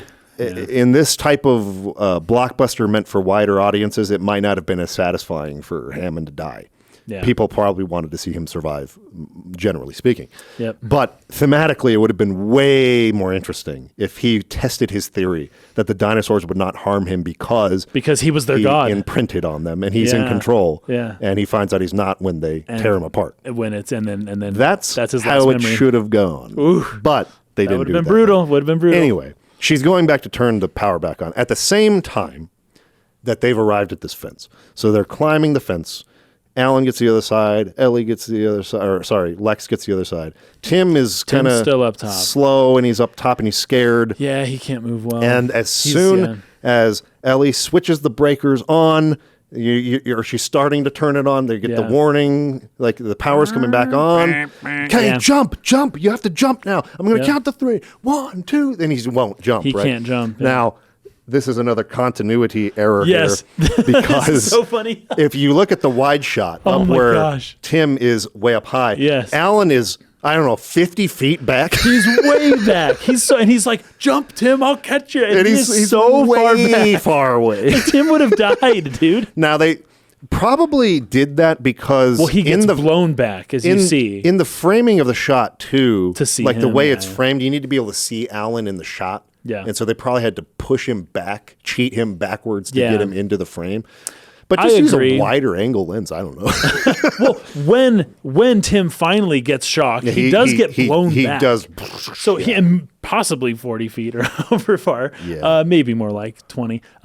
But he does get blown back. But Alan was telling him to jump, and he would not have been blown back if he jumped. Yeah. And it was not going to be a fun situation. That's true. Also, but electricity wouldn't blow you back like this anyways. It would. Usually you actually end up getting attracted to it. Well, which is what Alan did when he pretended to grab it. Yeah, your muscles tense up and you would actually grab onto it harder and you wouldn't be able to let go because all your muscles would be contracting. That's how because all the electricity would just keep flowing. I've been shocked a couple times. That's basically it always makes you like you try to pull it up, but you lose control of your muscles because all of the muscles contract. Yeah. So he wouldn't get blown back either way. Nope. So that, whatever. Anyways, doesn't matter. Does not matter. Okay. He gets shocked and he falls off and he catches him and he does CPR. 3. Oh, yeah. And he ends up being okay, but his hands are really damaged. They wrap his hands up. Wrap him in bandages, And his hair is just a mess after that. At that point, this group, who we've been separated from the other for the whole movie, have now made it back to the compound. So they're back, where Hammond and everyone's supposed to be at, but they don't know where they are. So he leaves them there with the food. Yeah, he's like, it's safe here, right? And, I'm going to go look for Ellie. Stay here. You're safe now. I'll go find the others. So that leaves us off with them. Yeah. But Ellie... with Robert Muldoon, yes, they come to the little jungle place there, and all of a sudden Robert Muldoon's like, stop, don't move. He just realized something. He takes his hat off. And she's like, why? What's wrong? He says, because we're being hunted. I love that line. Man. He's the coolest character. He's so cool. He should have lived and John should have died. Okay. So basically, he puts everything down. He gets his shotgun right. And I don't think John was happy about him bringing the shotgun, by the way. That could be me remembering from the book. I think you're right. Or I think in the movie. It was like, what do you need that for? But I might be thinking of the book there. Maybe. Because John was a lot more protective of don't kill my animals in the book. Yeah. But... he gets it all set up, He's got the stock out, and he shoulders the gun, and he tells her, "Run towards the shed." Towards the shed. And so, go run now. Yeah, I've got to. So, what's great about this is playing out the exact scene from the very beginning when the kid is like, it looks like a turkey. And Alan Grant's like, all right, let me tell you a situation. You've got a velociraptor in your sight. You see it. You don't know if it sees you, right? And as soon as you think that it's going to make a move, it doesn't attack you. You get hit not from the front, but from the side, because while you were busy watching this velociraptor, the other two were busy flanking you, and then boom, you get knocked on the side. They're pack hunters. They communicate with each other and coordinate. Yeah, so they have a high level of intelligence. And Robert Muldoon knows this, but you can't, even if you know how velociraptors are. Maybe he didn't know. Oh, that's a good point. He didn't. Maybe Alan Grant knew more than he did at that point. Because he's not a dinosaur expert, and he's a hunter, and he thinks... Yeah. Again, he thinks he's in his realm now. He thinks he's shooting a lion. He's in control. Or a zebra. Yeah. That's true. That's a good point. Yeah. So, you're right. Maybe he doesn't know that. And so then it was a total surprise for him. Because it takes him by surprise, and he turns around and goes, Clever girl. I did not know that you would do that. You are smarter than I thought. Which is funny, because he was never one to underestimate their intelligence. But in this moment, he does. He underestimates it to his own demise. But that line, clever girl. So he gets killed from the side. Of course, the velociraptor waits a second, doesn't attack right away. Because it's a movie. Builds the tension. You just see its face come he dies, and the camera kind of like shows a snake slithering around as he's being eaten. Yes. I always wondered what that meant. That's actually a good know question. That I have an answer because to that this movie's so intentional with everything. Yeah, that's it probably means to be something. Well, it was like a poisonous snake, but I don't know if because there's a certain type of snake that has that pattern on its back, but if the pattern's one way, it's poisonous, but if the pattern's a different way, it's not poisonous or something, but you don't know. It also could be saying that while he was there in nature, I just now thought of this, while he was there, it's like, the velociraptor killed you. But if the velociraptor wasn't there, the snake would have bitten you because it was right there and you also didn't notice it either, right? As you're walking through nature, you're not aware of the ways that it can kill you. And that was another way. I don't know. I'm just kind of guessing. I just but it probably means something. What I used to think as a kid, because it's actually a rack focus shot. So you got the snake in the foreground, and then they rack focus to the eye of the velociraptor that was the distraction behind it. And it's like crawling down. And my thought was always, oh, he didn't get to eat the guy, so he's going to have to eat that snake. What? like the raptor that attacked Muldoon got that meal, and this one's not moving the other one. So he's like, I'm going to have to settle on eating this snake. That was my thought as a child. I felt bad for that velociraptor. He didn't get to eat the big meal. You're right. Dang it, man. Dang it. They have to eat the snake instead. They have to take turns who gets to eat the big meal. That was my 7-year-old, 8-year-old thought on what was going on there. Okay, Ellie in the compound, turning everything back on. And then, of course, John is telling Ellie, he's leading him through it. He won't look at the map because Malcolm's like, just tell him to follow the big wire. Yes, right. And John's like, no, I know this park. I know what's happening I know how to read a schematic. He's looking at it, and he's like, I built this park, right? I know what's going on. And then he's like, oh, where are you now? What do you see? Okay, turn left. And he's like totally screwing it up. It's like, dude, you don't know your own creation, man. Mm-hmm. You made this thing, and it's something as basic as the floor schematics of the bunker. Doesn't have any idea. He doesn't know what's going on here. He has no control. He thinks he does, though. That's the whole point. I know. He thinks he does, and he does not. He's so incompetent. Anyways, that ends up being Malcolm getting on the radio and telling her where to go. Yeah, say, hey, find the thing, follows the pipe to the place, turns them all back on, and Mr. Hammond, we're back in business. Yep. All the lights are coming on. And Ray Arnold's hand falls on her shoulder. Yeah, the velociraptor comes right behind her. That's right. Yeah. Gosh. He closes the gate and he's tearing the gate apart. Tearing the gate apart. That freaked me out. And then the arm comes down. Oh, Mr. Arnold. She pulls it and just like the whole arm's dismembered. And it's just like, oh my gosh. And she runs away. And this is around the time Ellie runs into Grant, who's now out looking for her. So now we're kind of reuniting the two separated groups. Yep. She runs and grabs him. But she's like limping, though. She's not. And the flashlight's like dragging behind her because it's got a cord on it, Mm-hmm. And she's just like, run. Get out of here. So now Ellie and Grant are back together. Yeah, my next thing is Tim and Lex getting away from the raptors. The food, because this was so scary, man. The Jello. She's at the Jello and she starts shaking.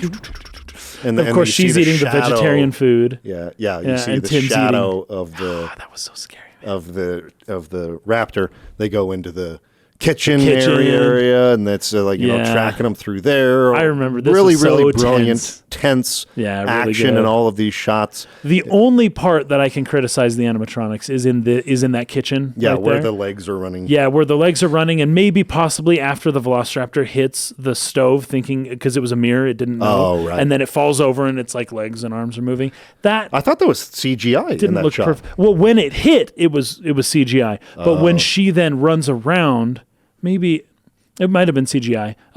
When she then escapes after it has fallen over, you just see the legs and arms, and they're just kind of like a turtle on its back. They're just kind of like, right. And it just didn't sell it to me. Maybe it was CG, but either way, I didn't think it looked like perfect. Yeah, and so the results. So there's 3 raptors, and she ends up locking one of them. She in a locks freezer. one. The so other they're two, able to get that one out of the way. But now that's there are 2 probably left. the one. The 2 are the one that killed Robert Muldoon. Ones that killed Muldoon. Ellie believed that she locked one inside of the room where she turned on all the lights. She closed that door. Yeah. And so she's like, well, that one's locked in there So there's unless they've figured out how to open doors. That's right. And that's when you see a door opening. Yeah. So even though there's 2 in the kitchen that she locks away, and this one's still chasing them, the one that was in the paddock that she locked, or not locked but closed, comes out. Back. That's right. And they meet up kind of at the end with the T-Rex. The 2 of them are there or whatever. Anyways, they go into the room where... This is where Lex hacks into the computer system. The system. I love it. The Unix operating system is all 3D. It's like 3D blocks. I was looking that up. Yeah. Because she's like, I know this system. It's a Unix system. So I looked it up. I think it's supposed to be Linux. I was like Linux. Unix. Unix is a thing. Oh, really? But I don't think it had an OS that looked like that. That was definitely a custom OS, for sure. It felt like it. Like I was looking up like videos of Unix, and it's a real thing. What? Like Unix is a family of multitasking, multi-user computer operating systems. So it was a thing, but I don't think they had like that 3D like folder system like zooming into I don't think it operated like that. I think that was just for the movie. I'm seeing on the chat here, Sig says that Unix is the base for Linux. Okay, there you go. Which I assumed Unix and Linux had something to do with each other, but I just didn't know how. So Unix is older than Linux and would be the base. Yeah. That's interesting. So Unix definitely. So whatever OS they were actually using wasn't Linux for sure. No, wasn't Unix for sure. It was a skin overlaid on top of Unix, which is just the underlying architecture. Yeah, it's just it's made to look fancy and cool. Yeah, but I was thinking the whole time, futuristic. especially with like how UI design has changed over the years. That's not good UI. That is such a bad, and it was so slow, inefficient. Sort of like UI, like actually physically moving through space to like click on folders and stuff. It's like, that's a dumb idea. It really is. Just give me like a list and, Exactly. It's just not efficient at all. Yeah. But anyways, she gets the locks to come back on. And then they all reunite. But then the Raptor's coming through the window and he's like shooting out the window. And this is when they're on the phone with Hammond. It's like, because Grant calls him and he's like, Dr. Hammond, the power's back on, or Mr. Hammond, the phones are working. Oh yeah, because he's calling on the phone. The phones are working. Mr. Hammond, the phones are working. Are the children all right? The children are fine. Call the mainland. Tell them to send the damn helicopters. It's gonna cut through the glass. And they didn't actually write it down here. It was a line I was confused about since I was a child. Me too. Actually, because when John says you can no, hear the gunshots. Yeah. And Hammond just screams, Don't! Yes. On the phone. Now, I didn't know if he was talking to Grant. Don't shoot the dinosaurs. I thought he was saying don't shoot. And that would be reinforced by the book. Yes. Which is, these are my babies. Don't kill them. Don't shoot them. But it could also mean like he could be not saying no. He could be saying, or he could not be saying don't. He could be saying no. Or he could be saying don't to the dinosaur. Don't kill my grandchildren. Either way. I couldn't tell who he was yelling at. Yeah. And they don't even have that line in here. It's really weird. In the subtitles that I saw, it said no, but I remember it as don't. Yeah, but it sounds like don't. The letter N and the letter D, when enunciated an emergency situation, they kind of sound the same. Mm-hmm. So I learned that while studying Korean. Yeah. So anyways, I always thought it was don't shoot. Yes. but I thought so too. It was probably not, but it could have been. Who knows? I don't think it would have. I don't think it was. We're pretty much at the end of the movie here. Yep. It wraps up with a big action sequence. In the museum with the bones. In the museum with the bones. They jump onto it. The two raptors are after him. The T-Rex comes at the last minute and grabs the velociraptor, kills him. The other one attacks it. They escape in the chaos. The T-Rex kills the other one, and he's the king, and he's the only one left. And the Jurassic Park banner comes floating down. With the music, so triumphant. And how did it get in there? What are the, doesn't matter. Doesn't matter. Don't think about that. It's just cool. And then Hammond pulls up in a gas Jeep. Yep. Grant pulls up. Mr. Hammond, after careful consideration, I've decided not to endorse your park. And Hammond says, so have I. Yeah, so have I. And they take off to the helicopters, and they fly off into the sunset. They see some birds flying. I'm sure there's some symbolism here. There is rich symbolism here. Sunset. Okay. So the kids are with Alan Grant. He's finally completely opened up to the idea of being around children, maybe even having his own one day. The future looks bright. Alan is watching the birds fly. Now, this is so good. Dinosaurs are still real. They are alive today. Yes, they're birds. They're just birds. Now, a paleontologist would say, no. That's like calling humans fish, because it was separated by 100, 200 million years. Okay, but you can appreciate the life that's here. Yeah. That descended from the dinosaurs. Yeah. You don't have to bring back the dinosaurs, right? So as he's sitting around, as he's watching these birds flying, he's admiring the beauty of them, right? Mm-hmm. And what I wrote here is that we should enjoy the life that currently exists on Earth instead of trying to resurrect the long-dead past using tools beyond our comprehension. The shots of the birds flying are beautiful, and coupled with the music, make you kind of just want to appreciate the life on Earth as we have it now.